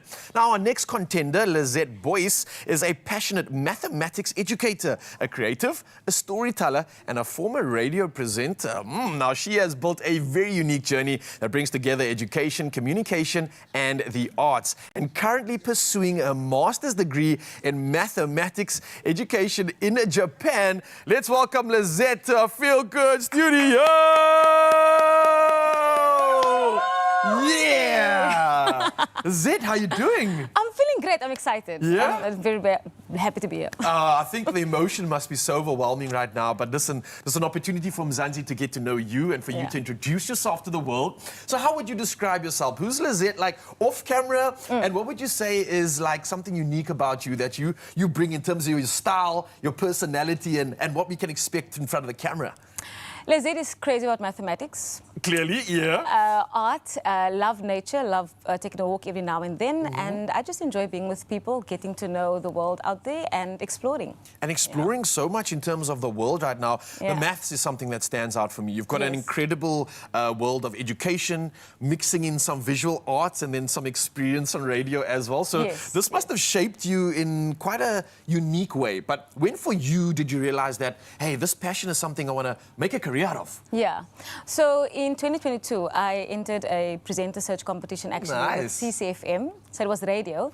And I thought radio would be an easy way to just get into media and just kind of feel it out. Yeah. And when I won that and I got my own show with a colleague of mine, I discovered I really enjoy communicating and talking to people, and the form of radio and communication was fun for me.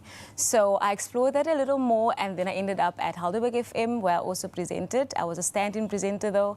But yeah, I've been enjoying it, and I've just always been curious about more of it. Hey, we've been doing some things, Lizette. Honestly, that's incredible, and literally getting some experience as well. So this is perfect for the role you're pursuing. Where did the desire to maybe take a bigger step in terms of from radio to wanting to be on the front end, storytelling in front of the camera and bringing that visual, like sort of art to life? Where did you find that like desire and pull? When did that happen? So in 2020, I had a YouTube channel where I'm teaching mathematics, I'm educating kids. And so it was a combination of my voice and the visuals. I had to do some video editing as well. And that combination made me realize I don't only love communicating, but I also love being in front of the camera. So now I'm curious about presenting. And I feel like it's a talent that God has gifted me with, so I would love to use it and see where it can take me. I mean, it seems like you've been blessed with a lot of talents, let's be honest. Absolutely. And the maths thing for me is something so unique in terms of something you wouldn't associate with a presenter, but yet it's something that you are owning as well. How do you think that gives you like an extra edge or gives you a little advantage? Maybe you see the world differently? Yes, I think God prepared me when I did that YouTube channel. Yeah. Because in that moment, you know, it's COVID, you're alone, you're literally in lockdown, it's only you and the camera. Yes. And so you learn finer skills that you can't really learn other than being alone and forced to learn it, like video editing. And so I think having that background also assists me in knowing, you know, what goes with the role. So I feel like I'm well-rounded and I'm able to handle that. Absolutely. And now you're on live TV, just absolutely handling yourself as well. I want to talk to you about the show, obviously Toppling. It is an incredible show. It's aspirational moments. We're talking about showing the best of the best, the good life, and so many good stories in between. For you, in terms of this unique sort of archetype that you have, what do you think it is that you'll bring to the show to elevate that storytelling, and how would you do it in your own Lizette way? Yeah. So what I love about Top Billing is it brings together fashion, which I really love. Okay. But mathematics is not just abstract. It's actually quite creative. And ideally, I would say mathematics is a combination of art and math and numbers. And so bringing that together, I feel like architecture is the kind of thing that I would be into. Ah, that makes sense. My dad is into architecture. It's something that I might have studied if I wanted to. But so that exploring the different arts and architecture and the history of architecture in South Africa, I think would be exciting for me. And it would combine my love for all these different things, you know, because there's even geometry involved in architecture. So that's exciting for me. And I think that's the special angle that I bring in terms of that creative eye. Special angle. I see what you did there. Did you get a special opportunity to showcase more of your talents right here in front of Mzansi on live TV? So I want to wish you nothing but the best of luck. But you look already like you are a toppling presenter. Now we're going to see if you can walk the walk. And of course, Mzansi, you can catch all these top 40 auditions that have been just about earmarked right now. And part of what we're showcasing on SABC Plus, it's a stellar amount of inspiration. And you can maybe decide and figure out for yourself who you think might be the next toppling presenter. Oh, I love the fact that Lizette's going absolutely nowhere. We'll get in touch with her in just a little bit. For now, though, another girl on our show, Ayanda Gitabete, got to experience something very special. Now, a new fragrance is more than a signature scent. It's an expression of confidence and individuality, and the women who leave a lasting impression. So Ayanda joined some of Johannesburg's most inspiring women for the launch of Elizabeth Arden's Eternal Aura Eau de Parfum. So let's get right into it and have a smell. Today we are celebrating the women that have embraced every part of their journey and are stepping into their own unique aura. We are at the launch of Elizabeth Arden's Eternal Aura at a firm in Johannesburg, and today we're really putting a spotlight on those resilient women that choose to show up every day through the campaign Let Your Aura Bloom.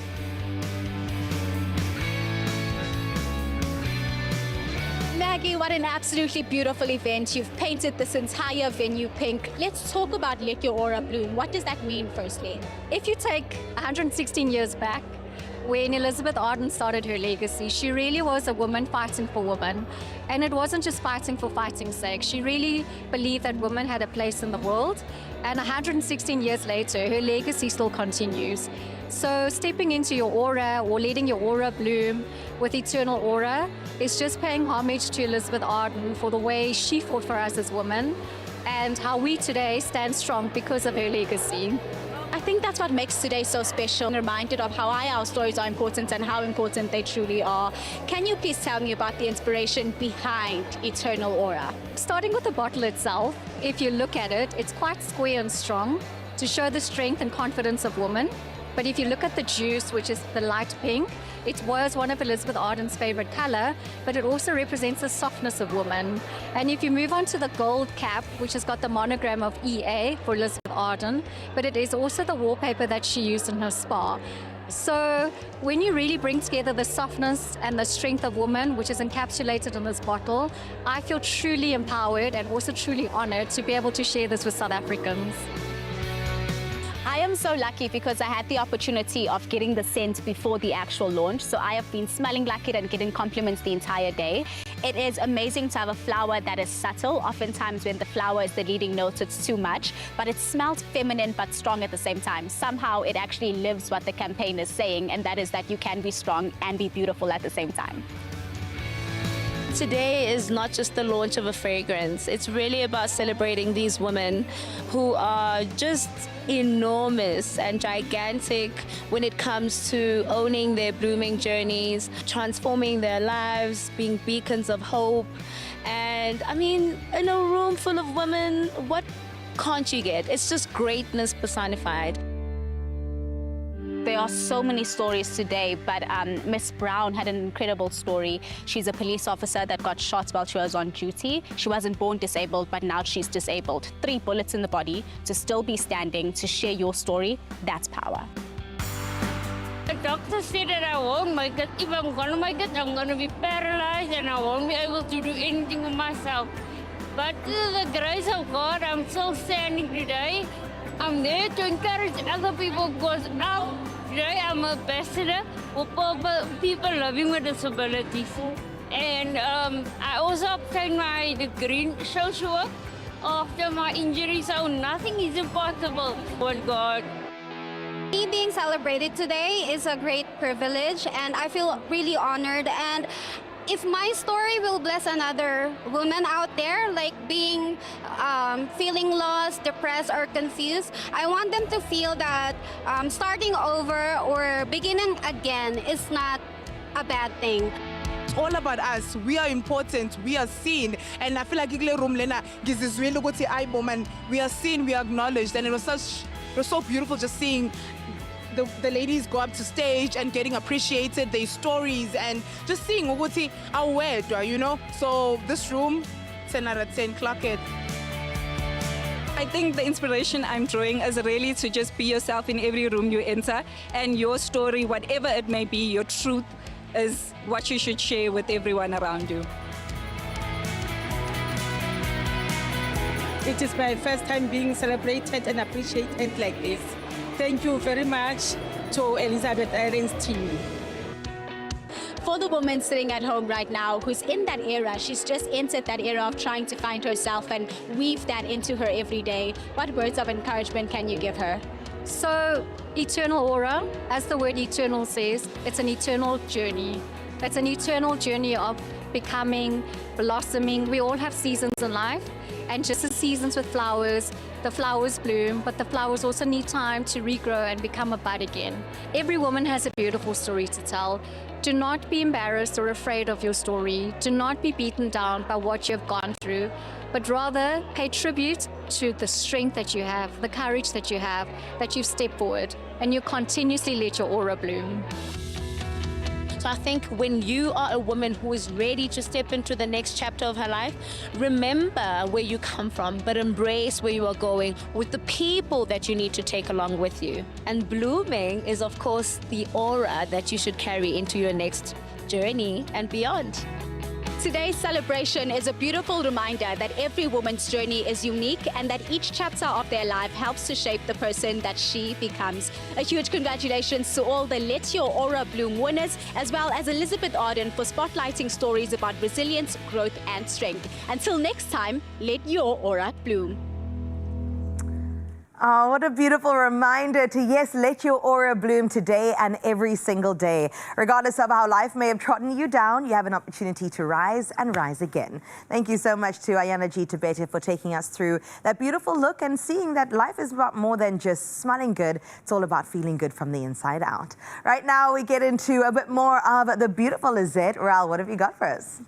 I got Lizette Boys out here, and she's just showing off right now as we dive into this world of the top billing, top 40 contestants for our presenter search. And of course, Lizette is one of them. And seeing that she's on live TV, I thought maybe we can just let her do the thing, right? Do you want to go for it? 100%. Up next, we're looking at the power of laughter and having a quick chat with Blisters of Red. Stay tuned. Nice. See you there.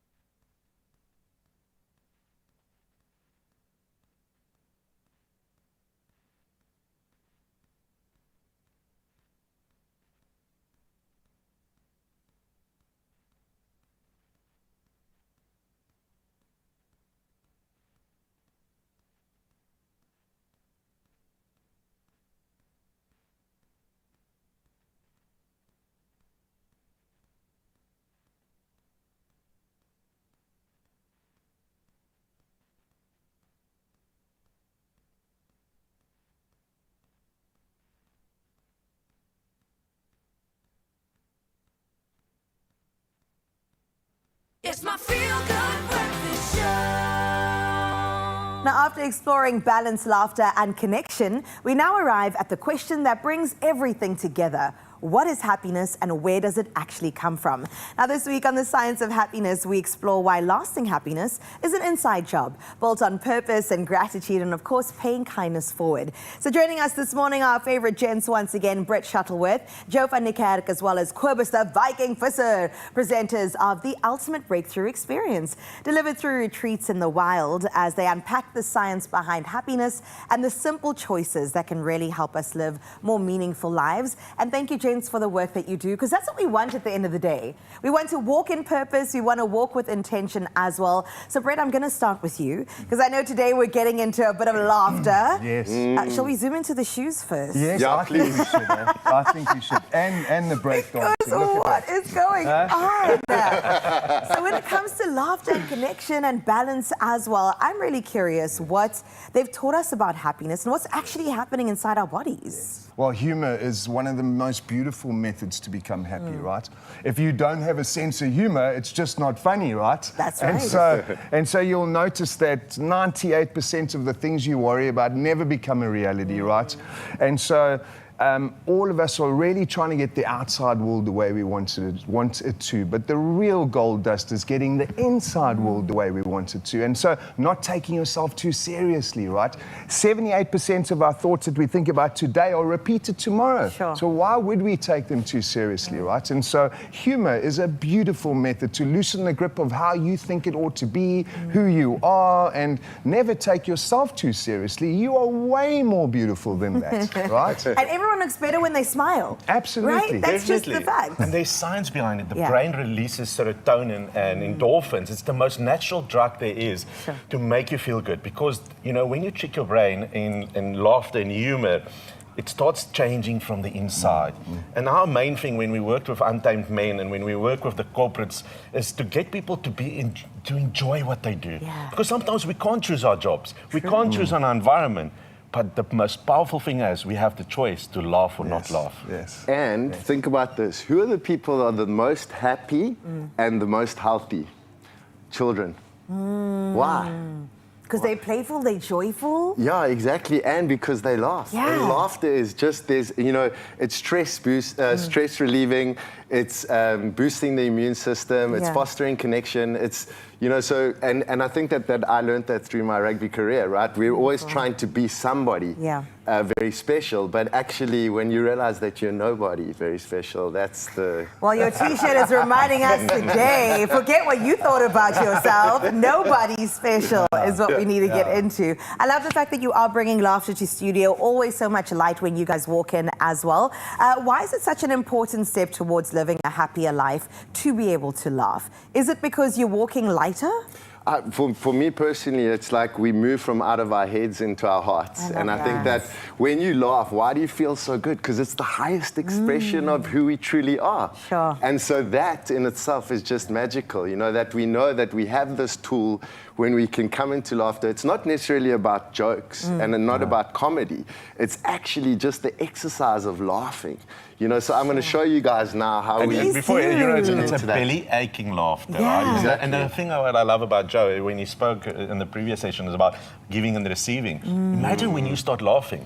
Yeah. People can't just stop. They have to laugh. Yeah. Okay, so from intentionally trying to laugh to organically laughing, that's what we're doing today. Mzansi, please join along. I mean, you can make sure that everybody around you knows you're not crazy. We're just engaging in a tool to make sure we're living a better life. So, Joe, what do we do in order to get into this? Okay, so originally, first 10 seconds, all that we're going to do is we're going to just fake it till we make it. We're going to fake laugh. So we're going to...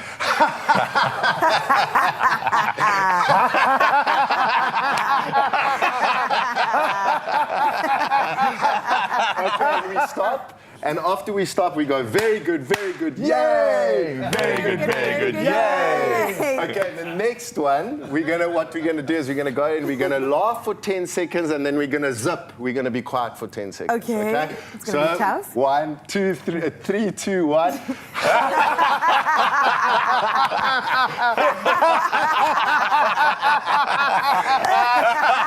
And zip. That was tougher. That was tougher to do. Okay, so and then the third one, what we're gonna do, we're gonna find a partner, so there are 4 of us. Yeah. You're gonna walk up to the partner and you're gonna speak gibberish and you're gonna do sign language, okay? And after you've done that, you're gonna start laughing. And then very good, yay! Very good, yay! Okay, so I'll do it Very with you. Minions. Okay, Yeah, go. so I'll-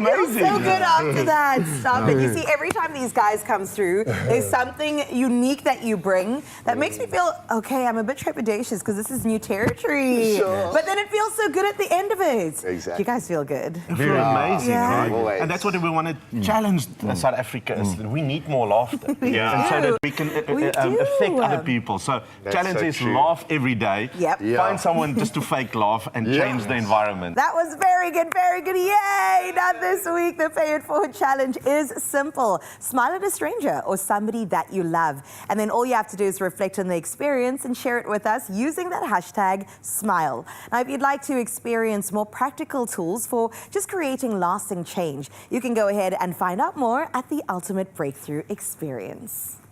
You all right? Coming up after the break, we've got a chat with Blisters for Bread, and of course, Clem is showing us how to create that meze platter this season. Stay tuned. Don't go anywhere. Well done.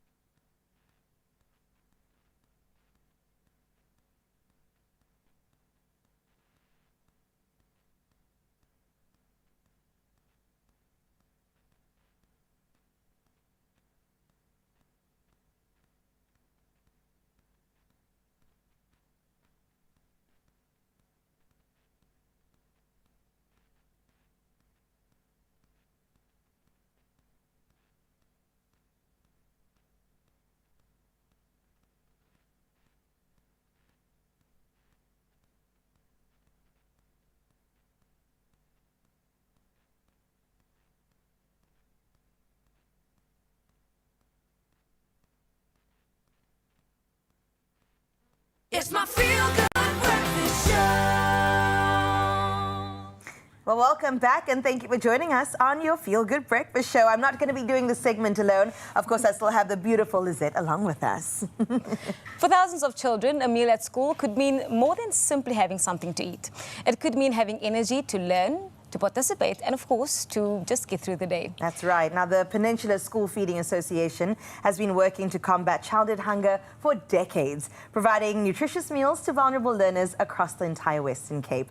Now, one of the ways they raise funds for this vital work is through their annual Blisters for Bread charity walk, now in its 58th year. Can you imagine? So joining us to tell us more is the gorgeous Patrina Paco, Director of the Peninsula School Feeding Association. Patrina, thank you for joining us this morning. Thank you very much for having me. Good morning, ladies. Good morning. So for PSFA and those that don't know the organization, what exactly is it about and who do you support? So the organization's been in existence for 6 to 8 years. Mm-hmm. It's a non-profit organization who strives to address short-term hunger in learning institutions. Mm-hmm. And we feed in the schools where government is unable to feed, providing 2 nutritious cooked meals to learners every single day of the school here. I love that, Patrina, and thank you for the work that you do, because we know the impact it has. When your stomach is full and filled with the good things, you can focus on learning. It doesn't have to be something you're constantly thinking about. And especially in South Africa, where childhood hunger can sometimes feel overwhelming and huge and out of reach for many people. What does it actually look like when a child does arrive to school hungry, when they're distracted by what's going on in their stomach, and why is nutrition so incredibly important? Well, you know, the sad thing is that children that come to school hungry are unable to concentrate. As our motto says, You cannot teach a hungry child. How do you learn when the only thing you're hearing is your growling tummy? And so, as indicated, they cannot concentrate, they cannot consume the information that is being shared with them. And this is what we are trying to address for that time that they are at school. Now, Patrina, I can imagine there's a lot of schools and students that need this. And so I wonder, how do you go about choosing those students or the specific schools? So schools apply to come onto our program. And by filling out the application form on our website, our field workers go out and do an assessment of the school. When the school joins our program, we provide them with everything, from the cups, the spoons, the plates, the gas stoves, you know, everything that they need to set up a kitchen at a school, we provide them with, in order to provide that dignified meal to those learners. Oh, I like that you said that. It is a dignified moment and interaction between the two of you. Speaking about interaction, let's talk about Blisters for Bread. Running for 58 years. I think that even deserves a round of applause in and of itself. How does an event like this help the PSFA continue to do the work that you do? Yeah. So firstly, I want to start off by saying thank you very much to Expresso for the role that you guys played in making this event possible. I sat in this chair on the 25th of February saying that we're short of funds, and soon after that segment, people started reaching out to us. So thank you for your role. And it is so important because 100% of all of the entry money goes directly towards feeding of the children. None of it goes towards hosting of the event or anything to that effect. And we need to raise about 31 million rand a year to feed the children on our program. And this event plays a very significant role in helping us to raise those funds. Oh my gosh, that's a good... You see what happens when symbiotic relationships get together, hey? 100%. Beautiful. So those that are attending the Blisters for Bread walk, what can they expect on the day? Lots of entertainment on the day. We've got Sketchy Bongo, we've got Stephen Lee Lewis, we've got Paxton as entertainment. And so, yeah, there'll be lots of activations along the walk, refreshments at the 10-kilometre turnaround. So we just want people to come out, have a good time, and know that what you are doing is, one, creating awareness about childhood hunger, but two, feeding learners. Patrina, I need you to have a moment right now to just encourage those people that think 10K is could never be me. How do we get them from their couch to the walk to make sure that they support in the good way? What would you tell them? I'd say think about when you were at school and you didn't have something to eat. By getting up on Sunday morning, putting on those shoes and coming out and supporting us, you are making a difference in a child's life. Beautiful. And we can leave it on that beautiful note. Patrina, thank you for the work that you do. I know it's going to be a stellar event. We had Paxton not too long ago in our studios, and I know she's just going to bring the gears and the vibes. So please make sure you head from your couch, from your bed, from your house, all the way through to supporting Blisters for Bread and the incredible work that PSFA also do. And make sure that you find those details on our Expresso social pages. Girl, do you have your tackies ready? I'm ready. I'm doing 10. Oh, you see, she's already aiming high. Patrina, you got that as well, hey? We definitely want to support those in need with the most dignified way of making sure our future is taken care of. Beautiful.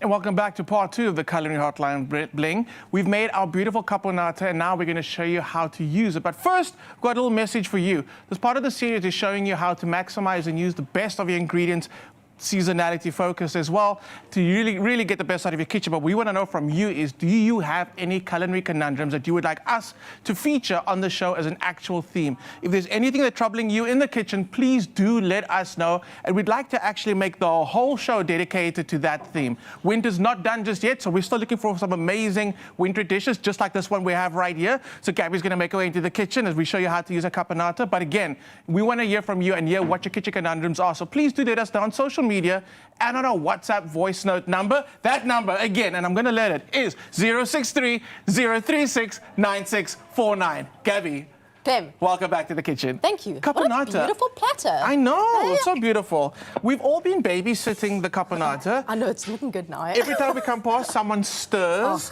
and that's kind of effort. Yeah, that's I love how that. you get the most of most out of a caponata. It's just Absolutely. time. It just needs some time. All right. See, no sugar needed if we're giving it some time. No sugar needed. Sweet enough.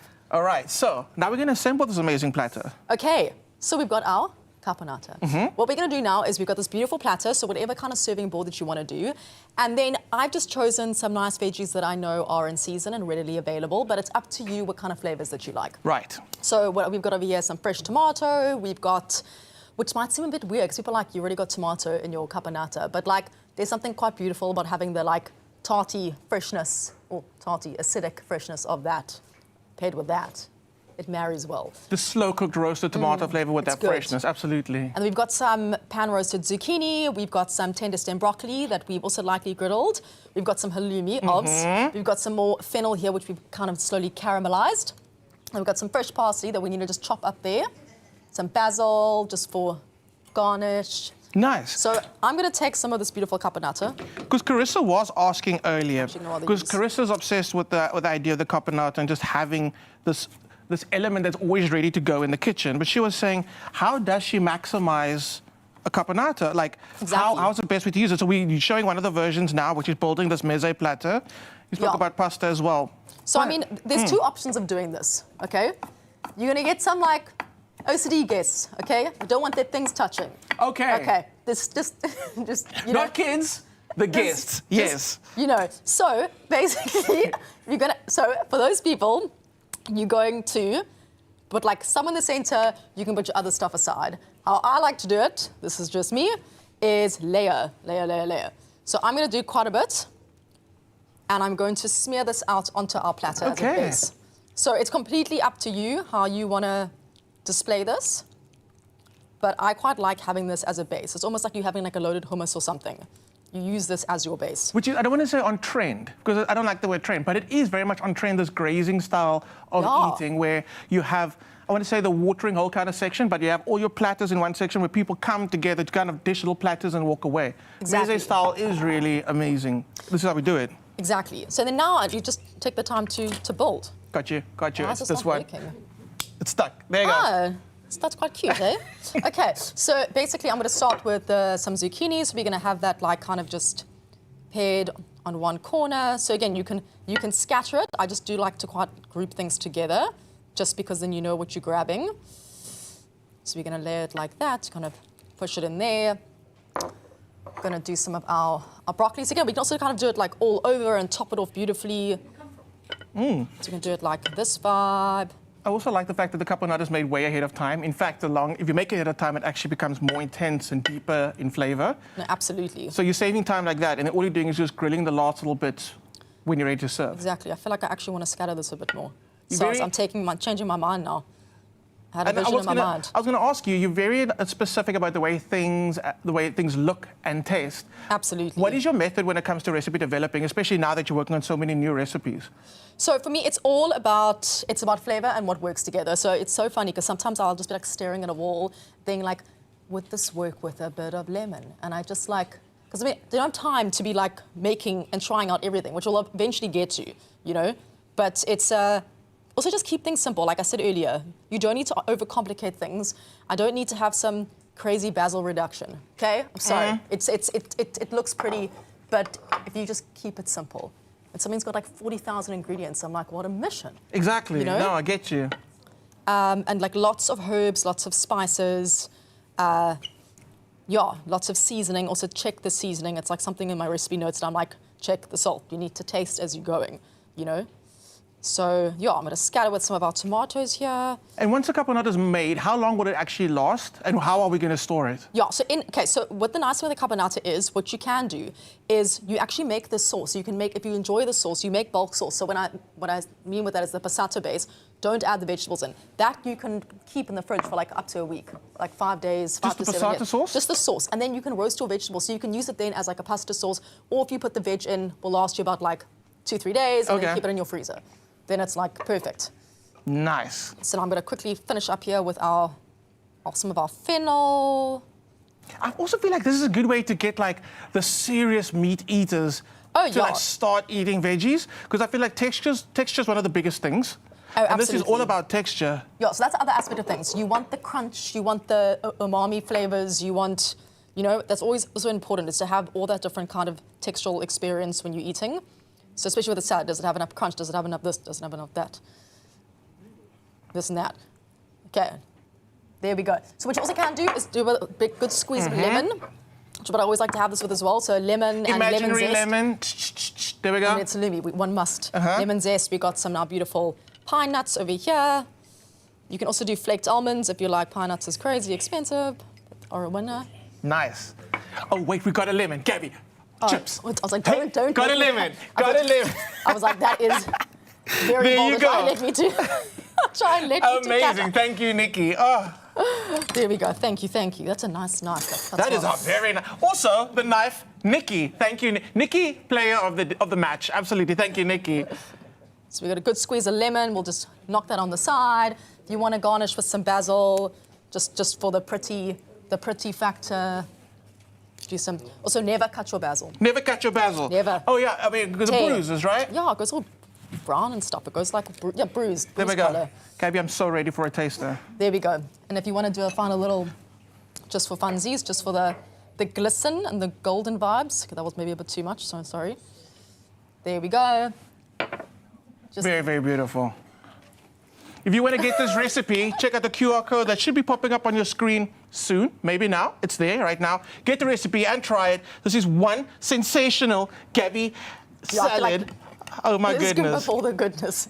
Thank you so much for being in the kitchen today, Gabby. Thank you for having me. I'm going to get a big mouthful and then say goodbye to the viewers. So thank you so much for being here. Let us know what you want to see happen next on the Culinary Hotline Bling. We haven't done it properly. It's the Culinary Hotline Bling! 10, 10, 10! Lekker. Make it. Only you can make my day.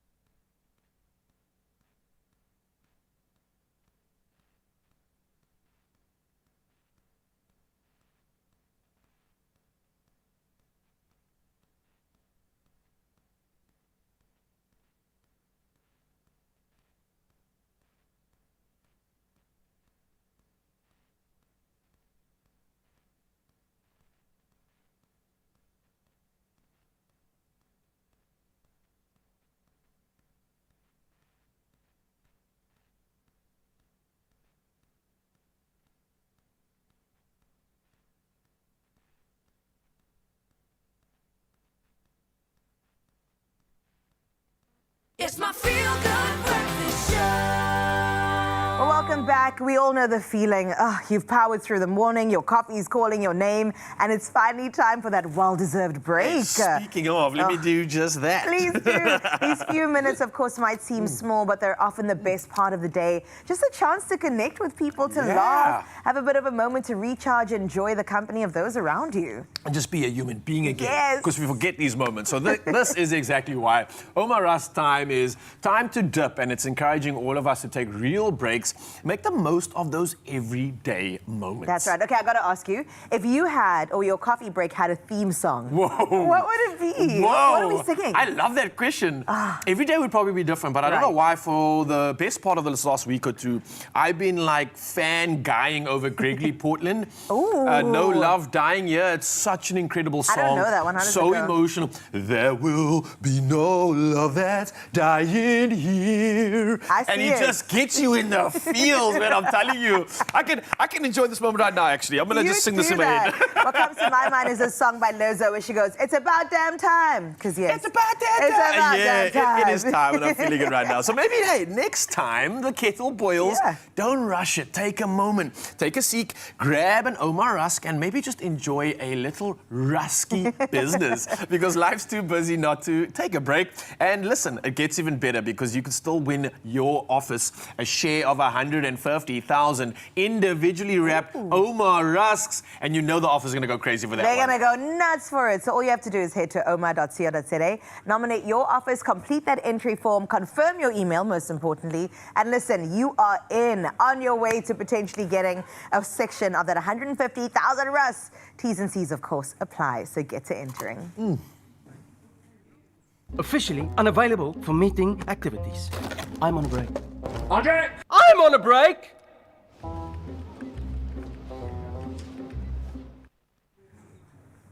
Well, as you do take a break, keep your ears here because we're getting in touch with our national news headlines to kickstart 8 o'clock. Where 14 illegal miners have died after a rockfall at an abandoned mine near Rustenburg in the northwest. Now, police say most of the victims were from Lesotho, while 8 others were hospitalized. An unknown number of miners may still be trapped underground. Now, police say the miners were working in dangerous, dilapidated shafts without any safety measures. Now, Justice Minister Mameloko Kubai has meanwhile announced a major legal crackdown on illegal mining with the introduction of the General Mining Laws Amendment Act. Now, the proposed legislation seeks to criminalize illegal mining operations. In other local news, the Eastern Cape government has honoured the legacy of Sarah Bartman with a wreath-laying ceremony at her grave in Ihanki. The event formed part of the province's leg of President Cyril Ramaphosa's Milestones of Freedom campaign.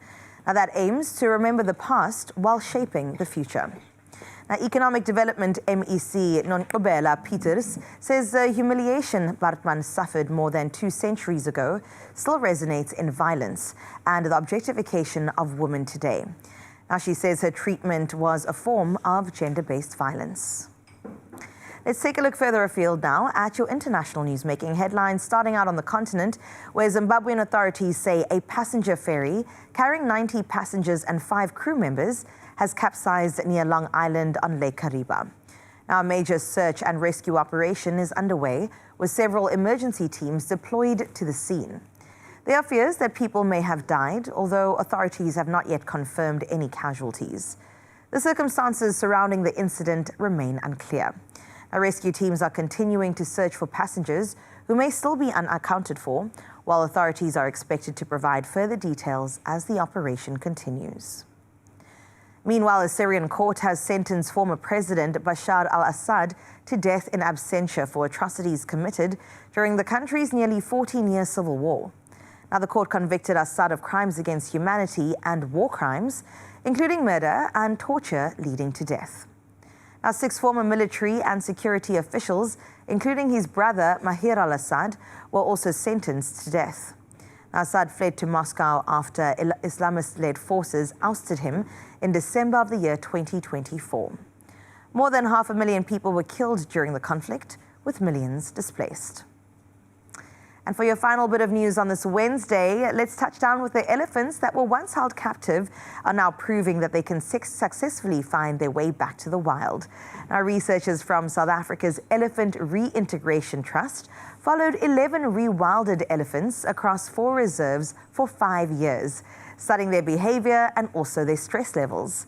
Now, the animals behaved very similarly to their wild neighbors, while stress indicators remained within the normal range for wild elephants.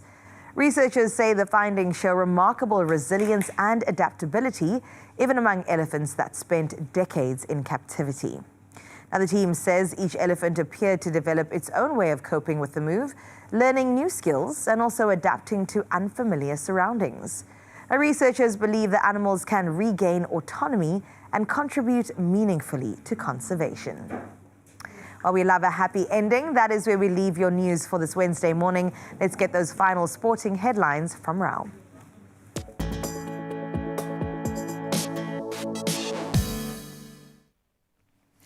Thank you so much, Carissa. And yes, one last time, let's dive into all things sport. Now, we're starting off with football news, and Mamelodi Sundowns got their premiership campaign underway with a dramatic 3-2 victory over TS Galaxy. Now, with Galaxy leading 2-1, Masandawana staged a late comeback as substitute Spelele Mkhulise scored twice in the final minutes of the game. Now, elsewhere in local league action, Chippa United and Richards Bay drew 1-1, while Stellenbosch shared the points with Polokwane City. Well, we're going to stick to footballing news right now, and the Final Four will become 2. And that's in the Women's Africa Cup of Nations taking place tonight as the semi-final action takes center stage. Now, in the opening clash, tournament debutants Malawi are going to be taking on Algeria at the Olympic Stadium in Rabat. And that will be followed by a heavyweight battle between host nation Morocco and Cameroon. Well, from all the footballing action, we're diving into rugby, and the All Blacks have definitely made a statement on South African shores. They have put on a second-half clinic in Durban, handing the Sharks a 54-0 defeat at a rain-soaked Kings Park. Now, the Sharks held their ground in a competitive opening period, trailing just 14-0 at the interval. But this was before the visitors broke clear in the second half. Now, 7 different players touched down for the visitors as New Zealand ran in 8 unanswered tries in very difficult conditions. Well, to round up all things sport this morning, we moved to netball, and Cape Town celebrated. It was an historic home victory after edging Tshwane 56-55 in a thrilling final to be crowned national netball champions. Now, former Proteas shooter Siggy Burger sank the winning goal in a tense neck-and-neck encounter, handing Cape Town the national senior title. Now, Manguang finished third after defeating Johannesburg 45-44 in their playoff match. Well, that's a wrap of all things sport. We'll do it again tomorrow morning. But for now, though, many of you are still heading out on the roads. And here's Carissa with the latest when it comes to all things traffic.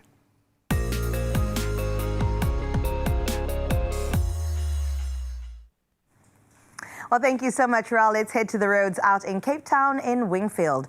Now, on the N7 South at the N1 inbound ramp near the Wingfield interchange, congestion is currently building, and daily commuters are, of course, advised to plan ahead and to allow for that extra travel time and patience as you tackle the roads.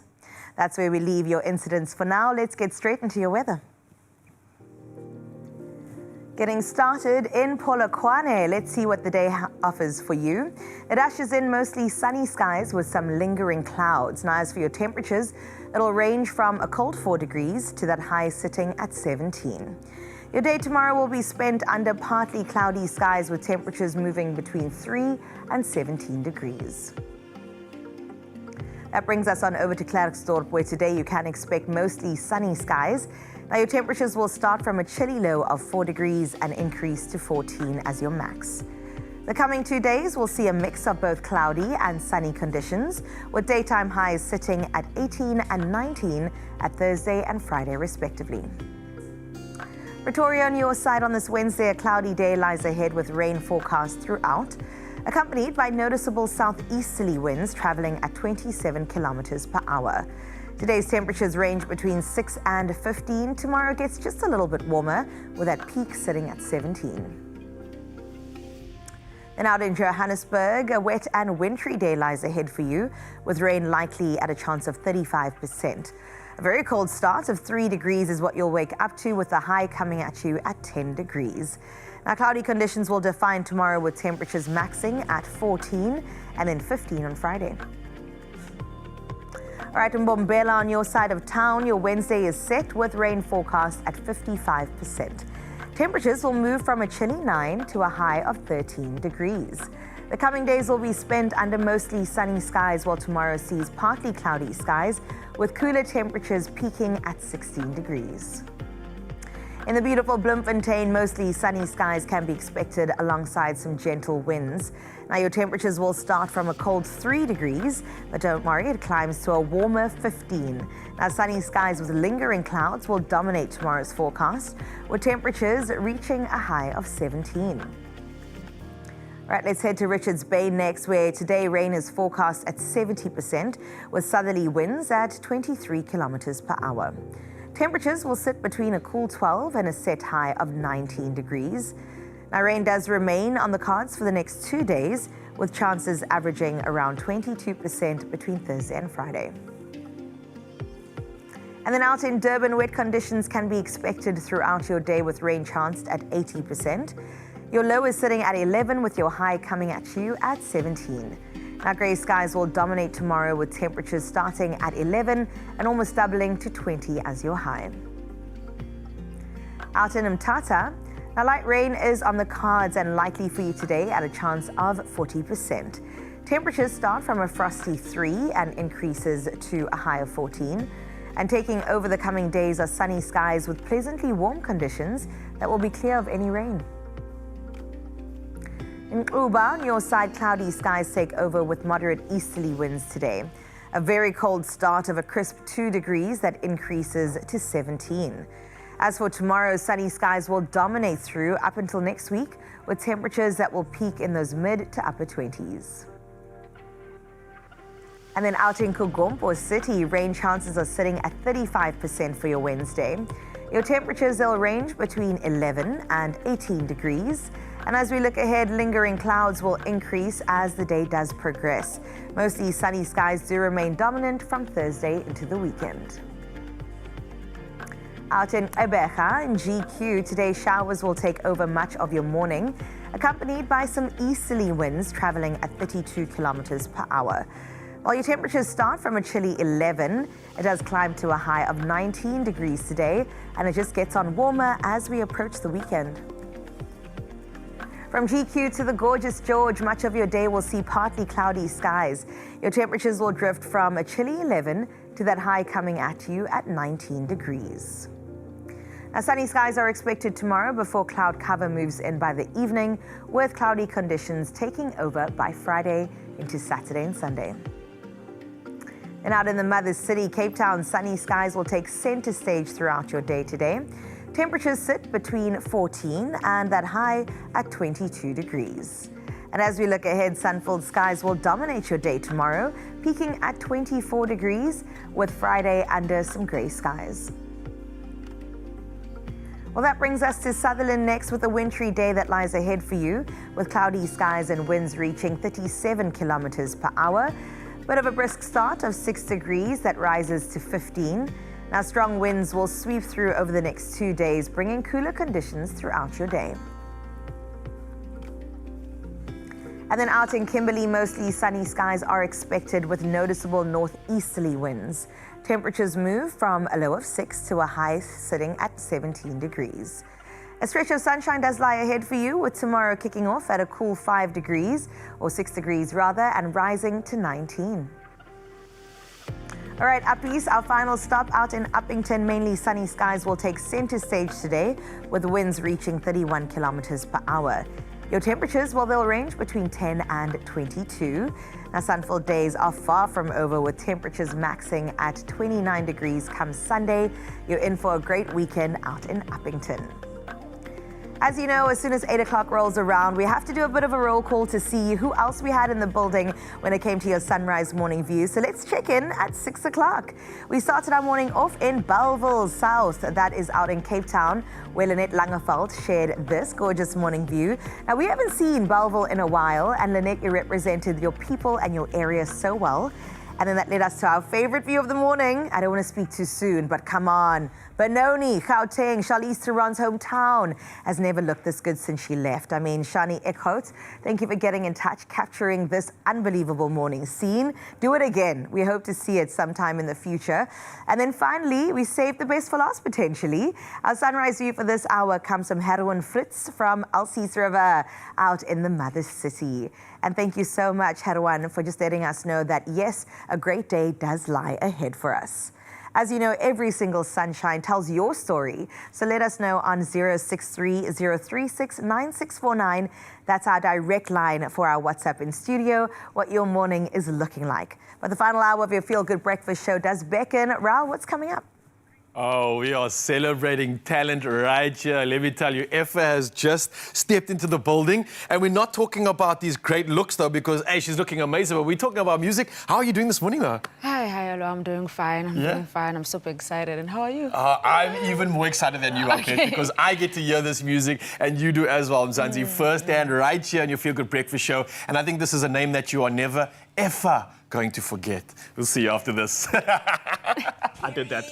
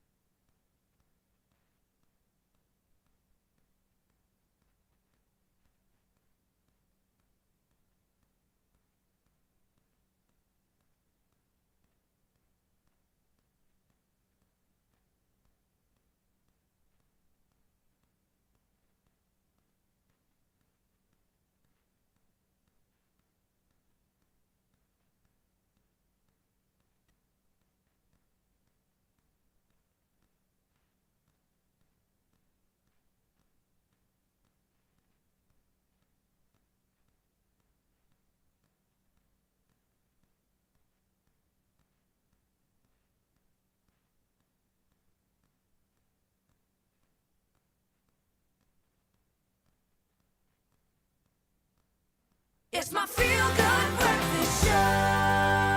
It is indeed your Feel Good Breakfast show, and welcome back. Now, today, in case you missed it, is International Youth Day, and we're celebrating young voices making a real difference in our country. Our next guest is Cape Town rapper Effa, whose music speaks to resilience and identity, and of course, the realities of growing up in marginalized communities.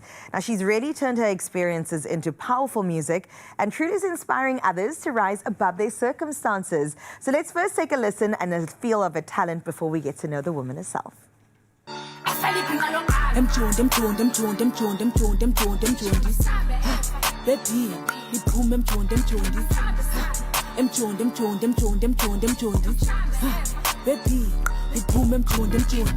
It's been a year, baby. Sukela tool. All of my new business went talent. Didn't go and got you first lady and use no supplement. I had to come back. It's too good. The music speaks for itself. But let's give her a feel good welcome. We've got an entire studio audience to do that for you. Effa, welcome and thanks for joining us. Thank you for having me. I mean, girl, first and foremost, you look the part.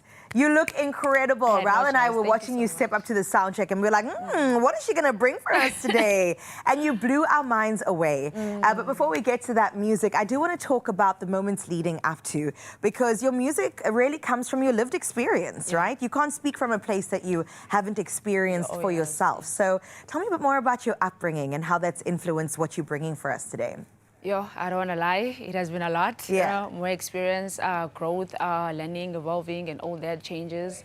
Being in the ghettos, the Gali, it has shaped me. I also like my music to just accept myself and where I'm at, and also be in a space of whereby, you know, I know how it is growing up in here, and I know the challenges I've faced, you know. So I came to a point of being, I have to inspire the young ones who come after me.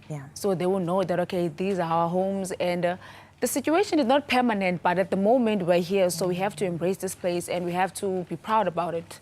That perspective is crazy. Thank you so much. You say it's seasonal, but while we're here, we've got to make the most of it. Yeah. So tell me a bit more about your upbringing. Cape Town, Eastern Cape, the moving around. Oh. Whereabout did you actually, were you raised? Okay, actually I was born in Delft, here in Cape Town.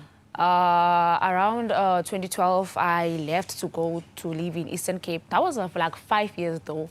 And then I came back, I think it was in 2019. Just before the pandemic. Yeah. I came back. I don't want to lie, like in Eastern Cape, I learned a lot. Like being deep with my mother, like with my mother tongue and everything. And I've learned a lot, cultural-wise and all that. And I just had to come back, you know, because it's like in Eastern Cape, some resources, we can't get them, and in terms of education and all that. And, you know, our parents want what's best for us. So they were like, we have to bring the kids back to Cape Town. And then that's when I came back to Cape Town, and I was like, you know what? When I was here in Cape Town at the age of 8, I used to see people doing music, battling each other in the streets. And I always felt like I can also do that. I can do that. So when I came back, I was like, yes, this is my opportunity. This is my time to shine. So baby girl, you better grab it and shine. And that's when I started doing music, going to the studio, recording and all that. Much as my way back, I was still young. I didn't know. What age are we talking about? 14, 15, 16, okay, something like that. teenager, yeah. So I didn't know much about after doing a song, you have to drop it and all that. One thing I just wanted was to be in the booth, record my music, then have it on my phone, then pump to it again and again. But yeah, we learned. So rapping has always been something you wanted, not the singing. No, not the singing, because I know I can't sing. You gotta play to your strengths. Yeah, because I came to a point of whereby I have a story to tell. I want to let people, actually I want people to know who's Eva, because back then I was Eve though, you know. I want people to know who's Eve and all that. And I can't sing, I'm very bad. I was like, the only choice I have, let me just talk, let me just find a genre that's gonna make me talk. I was like, rap, then I went for it. And girl, you found your genre. Yeah. My goodness, the sound that is coming from this. Let's talk about the upcoming EP called Mbewu Mjondolo, the seed of Mjondolo. Speak to me a bit more about the title and also the songs that form part of the project. Oh, okay. Mbewu Mjondolo, that's where I'm from, the ghettos. I'm a seed that comes from the ghettos. And I've been like doing songs that are related around the situation and all that, being in Mbewu Mjondolo. I was like, no, man, I think it's time for me to do a project, you know, because I feel like I've been giving people like, just a line. I was like, I think it's time for me to bring them to my world so they can see this. And that's when I was like, I had to do a project, and I did it. And the project is based around Mjondolo, the ghettos, because when we describe Mjondolo, the ghettos, it's the art of survival. People, they'll work to make it out to the next day. For sure. And that's so inspiring, because if you see those people from the ghettos, you see these people like have a purpose. They know that we're here, but we have to keep pushing to survive, to eat and all that. I was like, these are my people, these are my kind. I know this situation, like I'm here and I'm embracing it, and I just have to put it out there in a beautiful project. And that's what I did in Mbewu Mjondolo. And it's just based around all that, where we're from, where you going? Where we going. Like there's a direction in this, trust me when I say that. There's a story, there's power, there's growth. These are my people, come on. I love it. Listen, representation matters, and there's so many people that are watching right now going, that's my people, that's my person. So quickly, before we move on, as Java, that relationship that you opening for Java as well. Tell me a bit more about that. I feel like they were playing about me. I feel like I was being scammed when I saw that email. I was like, no way. No, blocks. I thought they were just playing with the kid from the ghettos. Goes, no way, me, Shava. I saw the email. Yo, I was so excited. I think I threw the phone away, and my sister picked it up. She was like reading the email for me, and I was shaking. Couldn't even read it like proper. So it was a beautiful moment, something to be honored. I honored that moment with all in me. It was just a special moment, man. You see, and when you get introduced on the stage, introducing a kiddo from the ghettos and Mjondolo, that was such a beautiful moment. And shout out to Grotmans Java for putting on Mjondolo on that big stage. You know, even the crowd, and I feel like it was my first time being in a bigger stage. Crowd, that's a bigger stage. So it was a huge step for me and my career. And that's when you see that, wow, we being not like this is something that's like called national. Then soon we're gonna be hitting the international one. Thank you, girl. You get it? Graham So, always tells yeah. us this is our manifestation station. So be careful what you wish for, okay? International waters, we're coming for you. And yes, speaking about nationally, you are speaking to South Africa right now. Yes. And we can't wait for you, Mzansi, to enjoy the incredible goodness that FA has to offer. She talks the talk, but we want to hear her rap the rap. In just a little bit, she performs for us. Well, thank you so much for the interview, Carissa. I'm actually quite excited to see the performance later on in the show.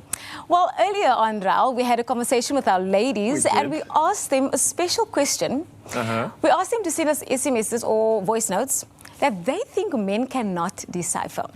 And I know, listen, Lizette, people go crazy for these and the comments are coming through thick and fast. Yeah. I'm going to let you read the first one so that I can try spend some time figuring out if I can make sense of it, being a guy and all. You want to go for it? Okay, cool. So Linda says, it's okay in a low tone. You must know it is not especially when he had plans and the guy cancelled in the last minute. Oh, okay. So that's like almost alluding to that word you say okay, but you say it in a low tone. Oh, you know what I mean? It's like that. Okay. I don't know. You get it? Yeah, it's like saying, I'm fine. But you're not fine. But you're not fine. I'm still learning. I know that I'm fine means you're definitely not fine. I need to ask more questions like, what's wrong, babe? Exactly. Okay, we're learning, gents. We're learning. Let's see if we can go through some more now. I'm going to read Monita's out. She says, good morning, fam. We tend to say, I don't care, you pick, leaving them clueless, and that's the plan. Yeah. Have you been in a situation like this by any chance? Right. It's like a test. It is a test, eh? You pick. Let me see where you're going with this. Is that what's going on? Yeah. Let me see if you've been listening to what I've been saying. Because then you know what I'll be interested in. That's exactly the trick. Good one. Good one, Dorian. This is slowly starting to make sense. You want to take the next one? Yeah, let's see. Dorian says, we know we can do it all by ourselves. It doesn't mean we actually want to, okay? We just became dependent on ourselves. You kind of say you don't need us. You don't need us, guys, right? I am with her on that one. 100%. Lizette definitely agrees with that. And then we got Moore who says, your beauty reminds me of my dad's belt because it just hits differently. I don't think we need to comment on this one, right, Lizette? Almost under the belt. Yes. Almost under. Listen, absolutely incredible. The fact that we still got Lizette out here. And well done on being on live TV, showcasing your top 40, top billing talents. You've done really well, but we've got so much more to look forward to right here on your Feel Good Breakfast Show, Mzansi. So don't go anywhere. The talent, the inspiration, the Women's Month energy carries on straight after this.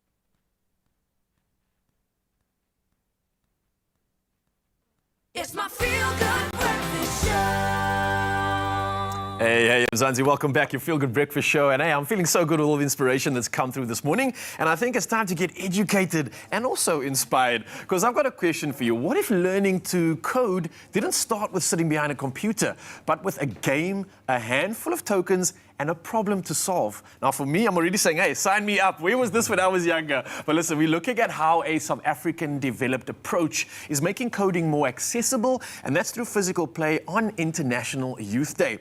So joining us, we've got Jackson Chabalala, the Global Engagement Manager at Lever Foundation, as well as our principal, Ronald Baker. And then we've got a grade 10 learner who's going to be flexing his skills, Roberto Julius, all the way from Suneka High School, joining us to show us how it all works. So firstly, to our talent out here, let me say good morning. I hope I did the pronunciations correctly. Yeah, just Soneka. Ah, Soneka. Apologies about that. You sound American. We're making it international, you know what I mean? Well, listen, let's get into this, Jackson. First, I want to find out about this entire program. Where was the problem first in terms of why you needed to even create this to solve what exactly? What were you experiencing? Oh, great. So 22,000 schools in the country. Yeah. More than half of them, 2/3 of them don't have computer labs. Oh, geez, so that's like access to computers. Exactly. Sure. And then you look at the rural spaces and quintile 1 to 3 schools not having access, and we're like, what's the easiest way we can solve this? Learners like games. They do, we yeah. got some puzzle pieces. We then developed this from Nelson Mandela University, partnering with Lever Foundation to find a way to teach coding concepts without the use of computers by playing a game. So we can go to any rural school, community, doesn't need internet, doesn't need electricity.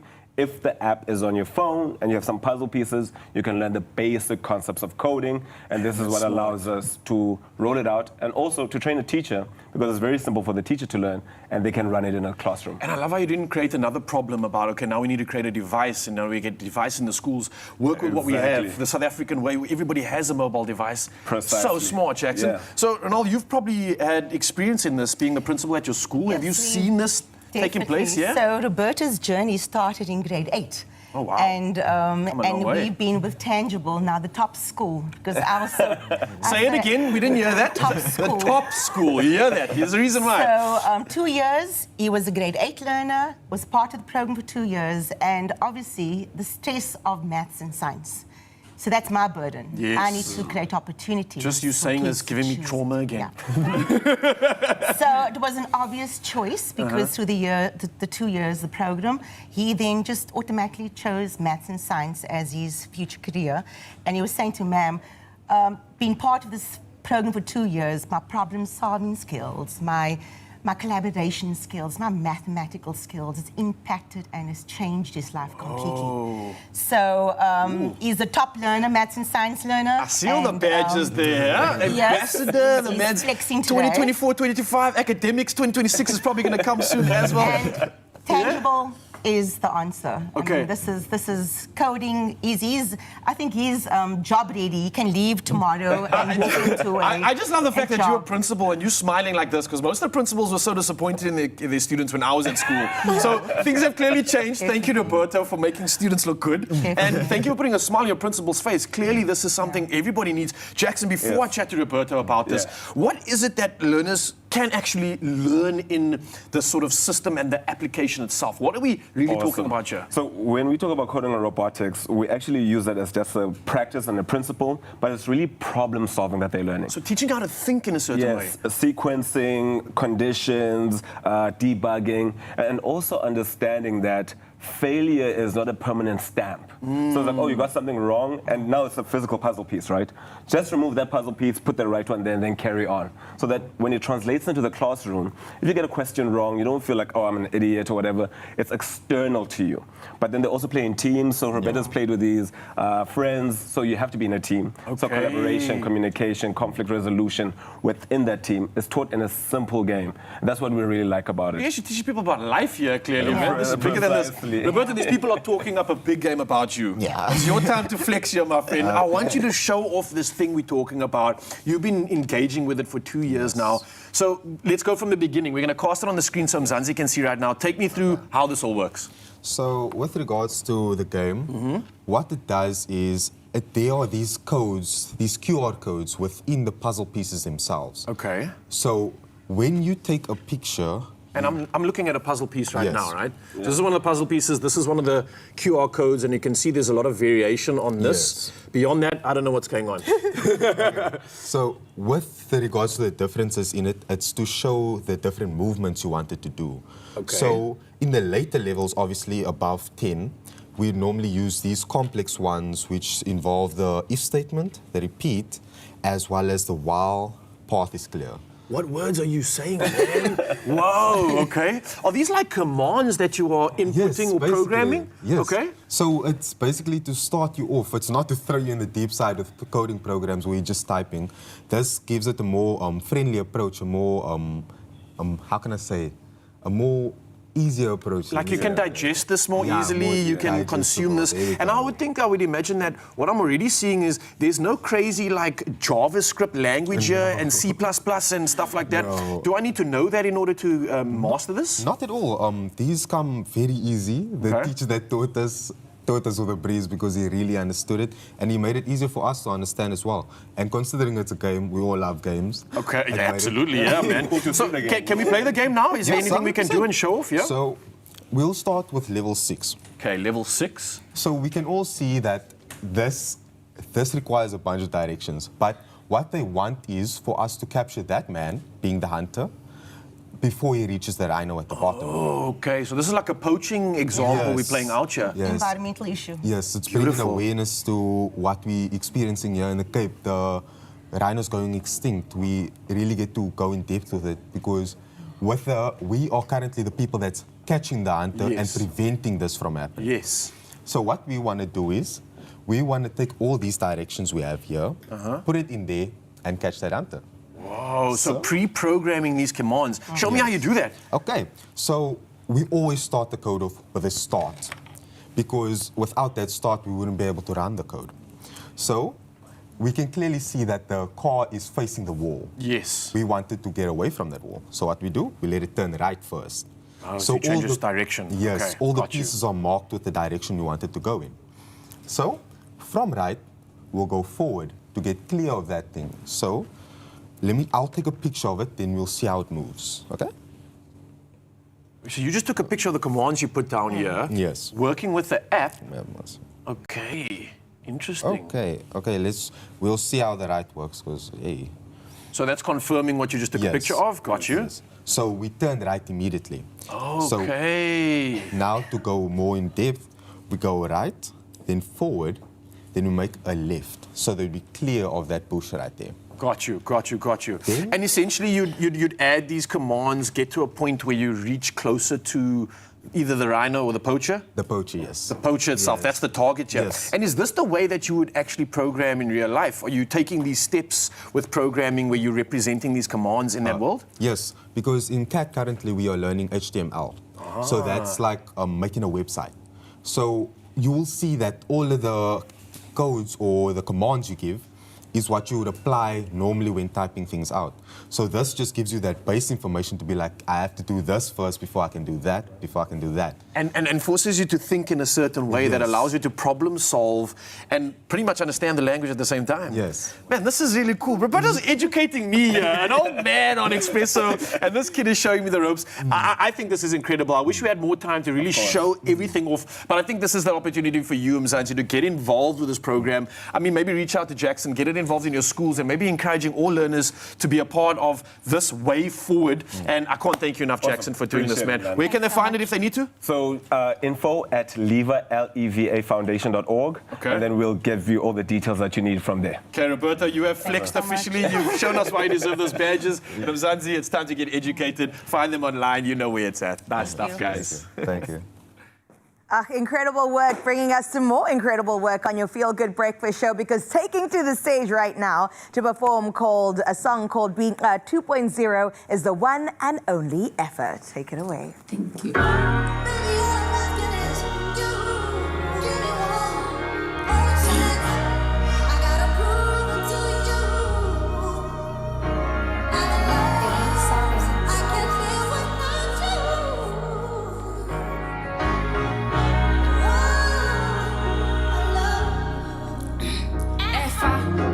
eyamabhinqa semjondolo akhabi nguba avuke ngentsene yophanda afake iqhiya buya phangu kuhlwa eyamanina avuka basumlilo ngqungqunkulu ithembisa amanqina mini yonke umsi ubaphandla leyo mama bazintambo nenhloko zekhaya bazijula ijacu basebenze isibane singacimi ekhaya eyamasistera yeka phakathi yesigela khetha usibane ukuze balale betyila abantwana eyamabhinqa eyamanina leyo mama lene yamasistera basibambisane sihlalisane sifundisane sifikelane sithethisane sifuthelane sikhulisane iziqobo ezibambi iyami lapha sibethelela ityotyombe imbokodo esibonga isikhalo kuvuka ubomi beyinhlombe amakhosikazi nezenzo yenza umsisili ngathi impempa abatshakazi bathwala amasane emqolo kiwe emakhitshini empangelweni abamomama emjondolo bayimele yawo bafika ngeshowu shefu iyoyo baphanda bangenayo ngenjongo zobanayo kusetyenzwa imihla yonke uphumla qha obanayo nabaziwayo abakwazi iziba sofikelwe lithemba uye kufaka umlili ingapheli into apha ekhanyayo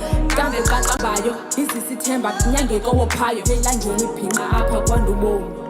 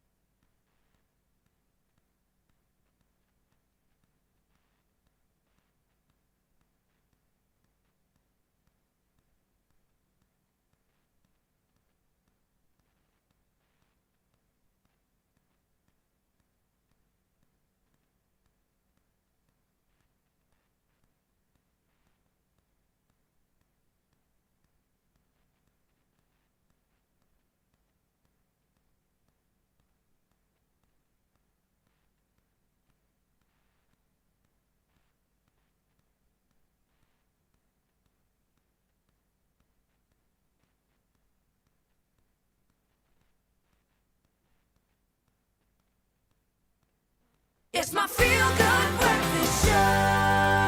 It's true, it's your Feel Good Breakfast Show. Welcome back as we enter into the final moments of the show today. We know that a beautiful home isn't just about how it looks, it's about how it makes you feel. And also we know scent plays a big part in creating that true atmosphere.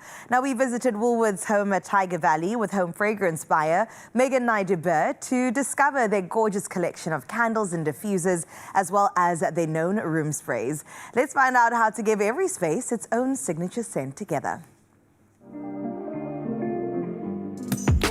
Hi, I'm Megan, the home fragrance buyer for Woolworths. Today, we're at Woolies Tiger Valley, and I'm going to show you some of my favorites.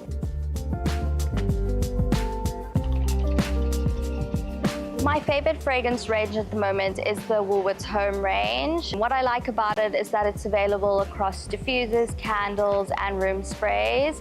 The bottle is just so beautiful, and the scents are just amazing and sophisticated. Home fragrance adds a warm and welcoming layer to a space that goes beyond the visual appearance. It also is a great way to add your personal touch to the home, which is welcoming to yourself and your guests. Fragrance layering is such a big trend with personal fragrance at the moment, but that doesn't mean you can't bring that into your home. So it's really nice to start off by picking a fragrance family, such as woody tones or citrusy, fruity tones, and then just layering on top of that. Nice way to layer is starting with a diffuser that's a continuous scent, and then adding room sprays on top of that, or lighting a candle to add warmth to any space. The best way to get the most out of your candle is to always ensure that you cut the wick 5 millimeters from the top before you start burning, and then always to ensure that when you first start a candle, to make sure that you burn the candle fully to create a full pool and avoid any tunneling. And then with diffusers, whenever you feel like the scent is starting to run out, always make sure to flip over your diffuser reeds, and that will just invigorate the scent even more. Home fragrance can create a warm and welcoming environment for your home that goes beyond the visual appearance. It's about creating a space that influences your mood, showcases your personality, and creates an inviting environment for yourself and your guests. It's so difficult to pick a favorite, but my favorite is the spa scent in white musk. It's so easy to just incorporate into any space. The scent is so beautiful, and the reed sticks just add an extra decor element to your space. Your home is more than just about how it looks, it's about how it makes you feel. At Woolies, we have a beautiful range of home fragrances that you'll love coming home to. Shop in-store, online, and on the app. Oh, I love me a Woolies fragrance. There's something so wonderful about walking throughout the aisles and making sure that you choose a scent that truly represents you. I mean, I've done it myself. I think it was the sandalwood version when it comes to the diffusers and the room spray, and definitely influenced my mom to do exactly the same. So whether you prefer fresh florals or warm woody notes, or even something crisp and uplifting for the summertime, the right home fragrance can completely transform your space. So please make sure you go ahead and shop home scents at Woolworths, available in-store, online, or on the Woolies app.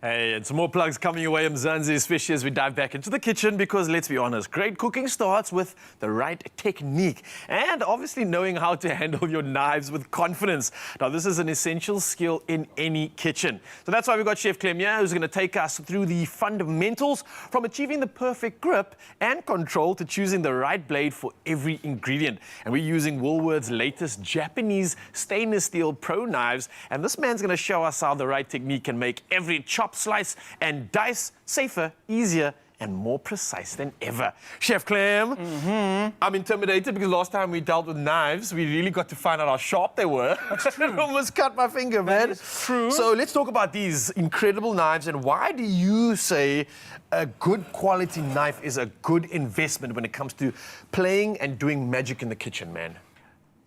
I cannot step into a kitchen if I don't have the knife that I'm going to use, and it's a true. I'm petty like that now. Yeah. The thing about having a good quality knife, it's not only about it's nice to have and nice to use and satisfying in the kitchen.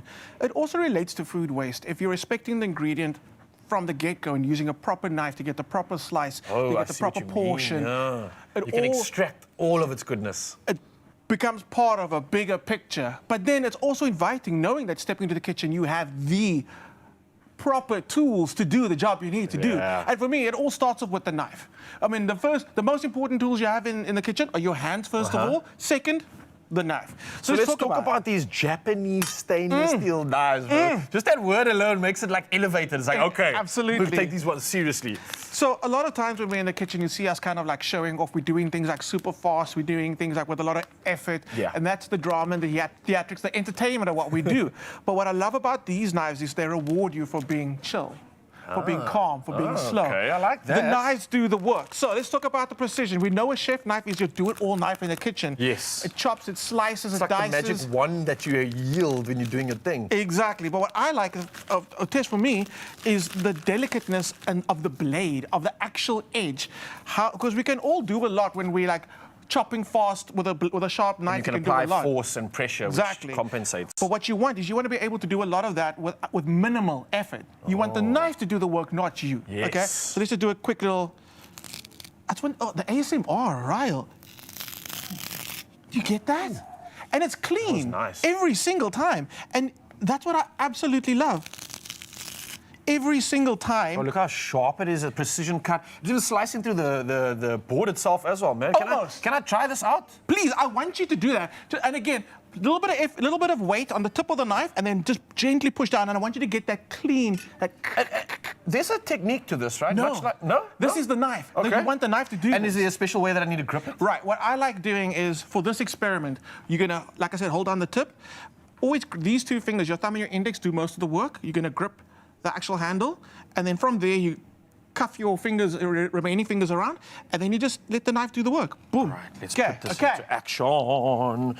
I love it. It's the ASMR. Okay. So, pop that there. It feels so good in the hand already, There man. we go, there we go. Talk about ergonomics. Okay. Call me Patrick Swayze, demi-moi. There we go. You got it, you Yes, got it, okay. you got it. And then, Finger on just the tip, and then a gentle rock, where you feel that effort. You don't have to do anything. You don't have to do anything. Right. Now Literally let the knife just do the work. Let It's the like knife do the work. skiing. Now turn it around. And you want to be able to catch it. Oh, I like doing it like this rather. So you literally up, catch it every single almost time. sliced it in half. Oh, you want to go through? Yeah? Can you do that? If you want to go through, you can go through. But the precision is the control, that you can catch the lemon without cutting through it. That is the trick. What do you mean? The knife is so sharp, but you're not supposed to do all the work. Let the knife do the work. Oh, I the see, I control see, I comes see, I in see. when you're able to catch the lemon, but not go right through it and hold the lemon. That's control you get with these knives. Okay, next. Okay, so now, one of the most important things about a sharp knife is the precision, right? Yes. So this was our chef knife. Let's go on to our filleting precision knife. I love this. Let's go with our honeydews. So we're going to do proper flesh that you're going to fillet here, right? It This is. is the real test. Again, look how smooth. No look. No look. Mani Labok, no look. Boom. It makes you want to go into the kitchen because you know everything that you're working with is amazingly sharp.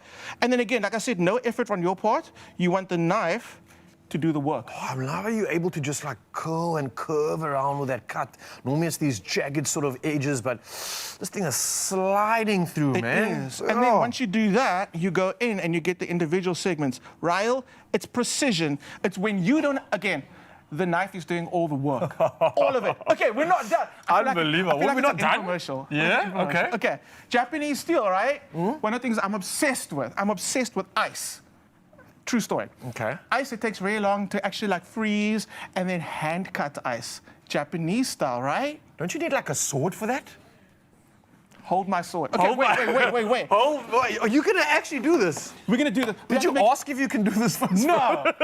You see, my theory in 2026, I asked for forgiveness instead of permission. Rather apologize afterwards. So, what's the agenda? You're going to actually try and cut through ice? To our sound team, I apologize. We're going to make a little bit of noise. Okay, cool. Woo. So now we've got a beautiful piece of ice, right? Here's the test. Ryle, I'm going to give it to you. I want you to carve some ice. No shape. You can't carve ice, bro. I want you to carve the ice. With the knife? With our beautiful paring knife. Can you do that? I want you just make a shape if you can, but otherwise I want you to work on the edges. Just carve some slices there for me. With the knife on ice. So this is unheard of. What I like doing is I like doing that. You can just see how sharp. That's ice, people. Whoa. Okay, go. You do it. You do that. Okay, so I can just like... Yes, you can. Dude, that's insane. That's insane. A beautiful, clean, and it's through ice. What? It feels like I'm cut. This is insane. Now slice that for me. In half? From the same knife that you used to slice that ice, a ripe tomato. Oh, man. I just want to slice things up. Can I be like a sous chef? Look, the problem is when I go home now, I've got so much dishes to do because I've been just chopping things up for no reason. I've got dishes to do because I have to be chopping, slicing, and dicing. It makes you want to get into a kitchen. Oh, man, this doesn't make you want to, like, just get creation on in terms of fruit, veg, slicing and dicing things up. In terms of making salads, I think you're going to get crazy salads after you yielding this thing because it just makes you want to, like, get involved. It's so effortless. And if you look after it, which is, I prefer hand washing them, drying them off immediately, putting them away nicely, not laying around loose in your cutlery drawer, they will last forever. I mean, it's stainless steel after all, And right? you know, Japanese. Come on now. Absolutely love this. You can keep showing off because I can clearly see, Chef Clem, you are loving everything about what's going on right now. And here's something to you, Mzansi, whether you're just starting your cooking journey or maybe looking to sharpen your skills. You see what we did there? Mastering your knife technique is one of the best investments you can make in the kitchen. So shop Woolworth's latest Japanese stainless steel pro knives in store, online, and of course on the Woolworths app. Nice, bro. Sliced. Yum. Yeah.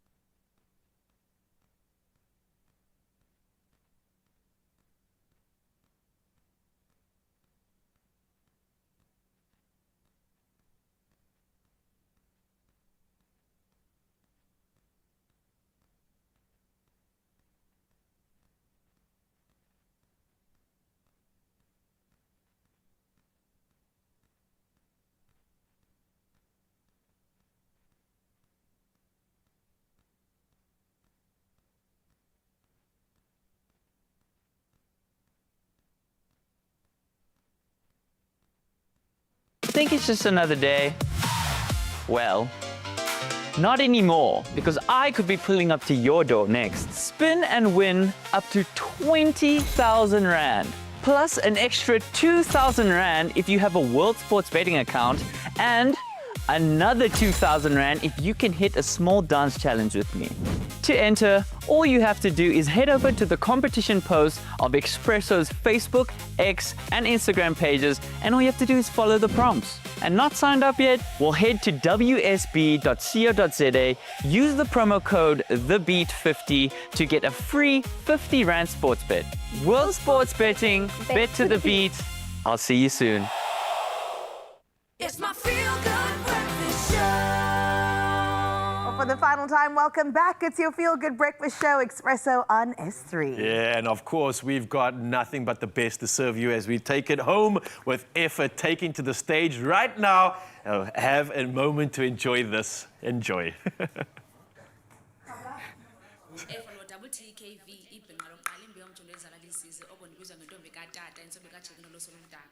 Now I'm about to perform a single on my EP called Imbeu Yomchondolo, which is also carrying the name of the EP Imbeu Yomchondolo.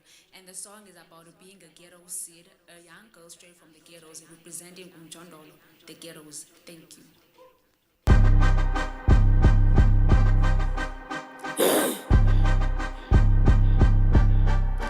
Asam! Sure. Yo, D, tell me up.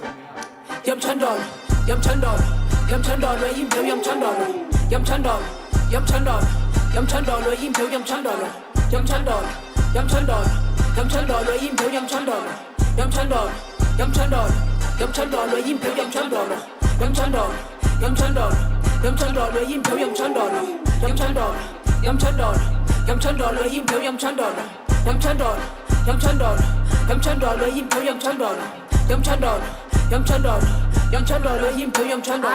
Izwa ngasabeli efa ngundoqo uyayeza nibasizeli asenthetha ndivungamela phezulu uthi woqwanya bengathi ndikwileli ndizibiza ngembewa ndizenza iminyaka ndivukwa kikhipha phamininzi ndivuka ngentseni ndiyophanda uyanibona ndizinzi oko sibhizi kumsebenzi awuthanda ungathanda uyazaza unolunga manje bhinqa uyabona khundile ungandibiza ngenganga ndihamba ngogaga ndidilisa intonga ndiphethe nentonga hayi ntanga bila ibuzi liyotshona ilanga liyo komkhulu lihambe liyobonga sheka amagqala entsimini engayiva nenkwaxa izithende ziguba amagaka Yomchondolo, Yomchondolo, yamchandolo imbewu yamchandolo yamchandolo yamchandolo yamchandolo imbewu yamchandolo yamchandolo yamchandolo yamchandolo imbewu yamchandolo yamchandolo yamchandolo yamchandolo imbewu yamchandolo yamchandolo yamchandolo yamchandolo imbewu yamchandolo yamchandolo yamchandolo yamchandolo imbewu yamchandolo yamchandolo yamchandolo yamchandolo imbewu yamchandolo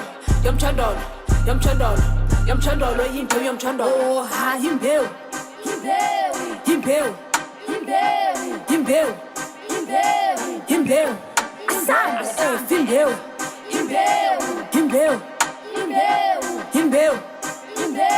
imbewu asala still the biggest I look at the team and I said how we did it straight from me block you hockey being a local I swear he's the coolest ooh please don't do that this has since 24 real introduction I yeka no yenza kan ngena kwibility ooh high F is the fiercest yamchandolo yamchandolo yamchandolo imbewu yamchandolo yamchandolo yamchandolo yamchandolo imbewu yamchandolo yamchandolo yamchandolo yamchandolo imbewu yamchandolo yamchandolo yamchandolo yamchandolo imbewu yamchandolo yamchandolo yamchandolo yamchandolo imbewu yamchandolo yamchandolo yamchandolo yamchandolo imbewu yamchandolo yamchandolo yamchandolo yamchandolo imbewu yamchandolo yamchandolo yamchandolo yamchandolo imbewu yamchandolo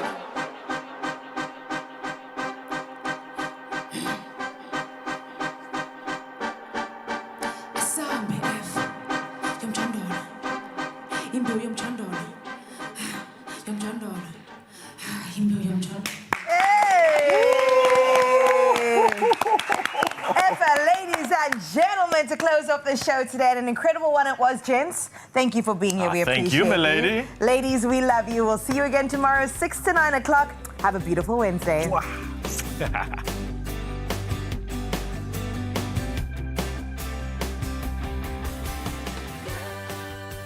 Another feel-good production.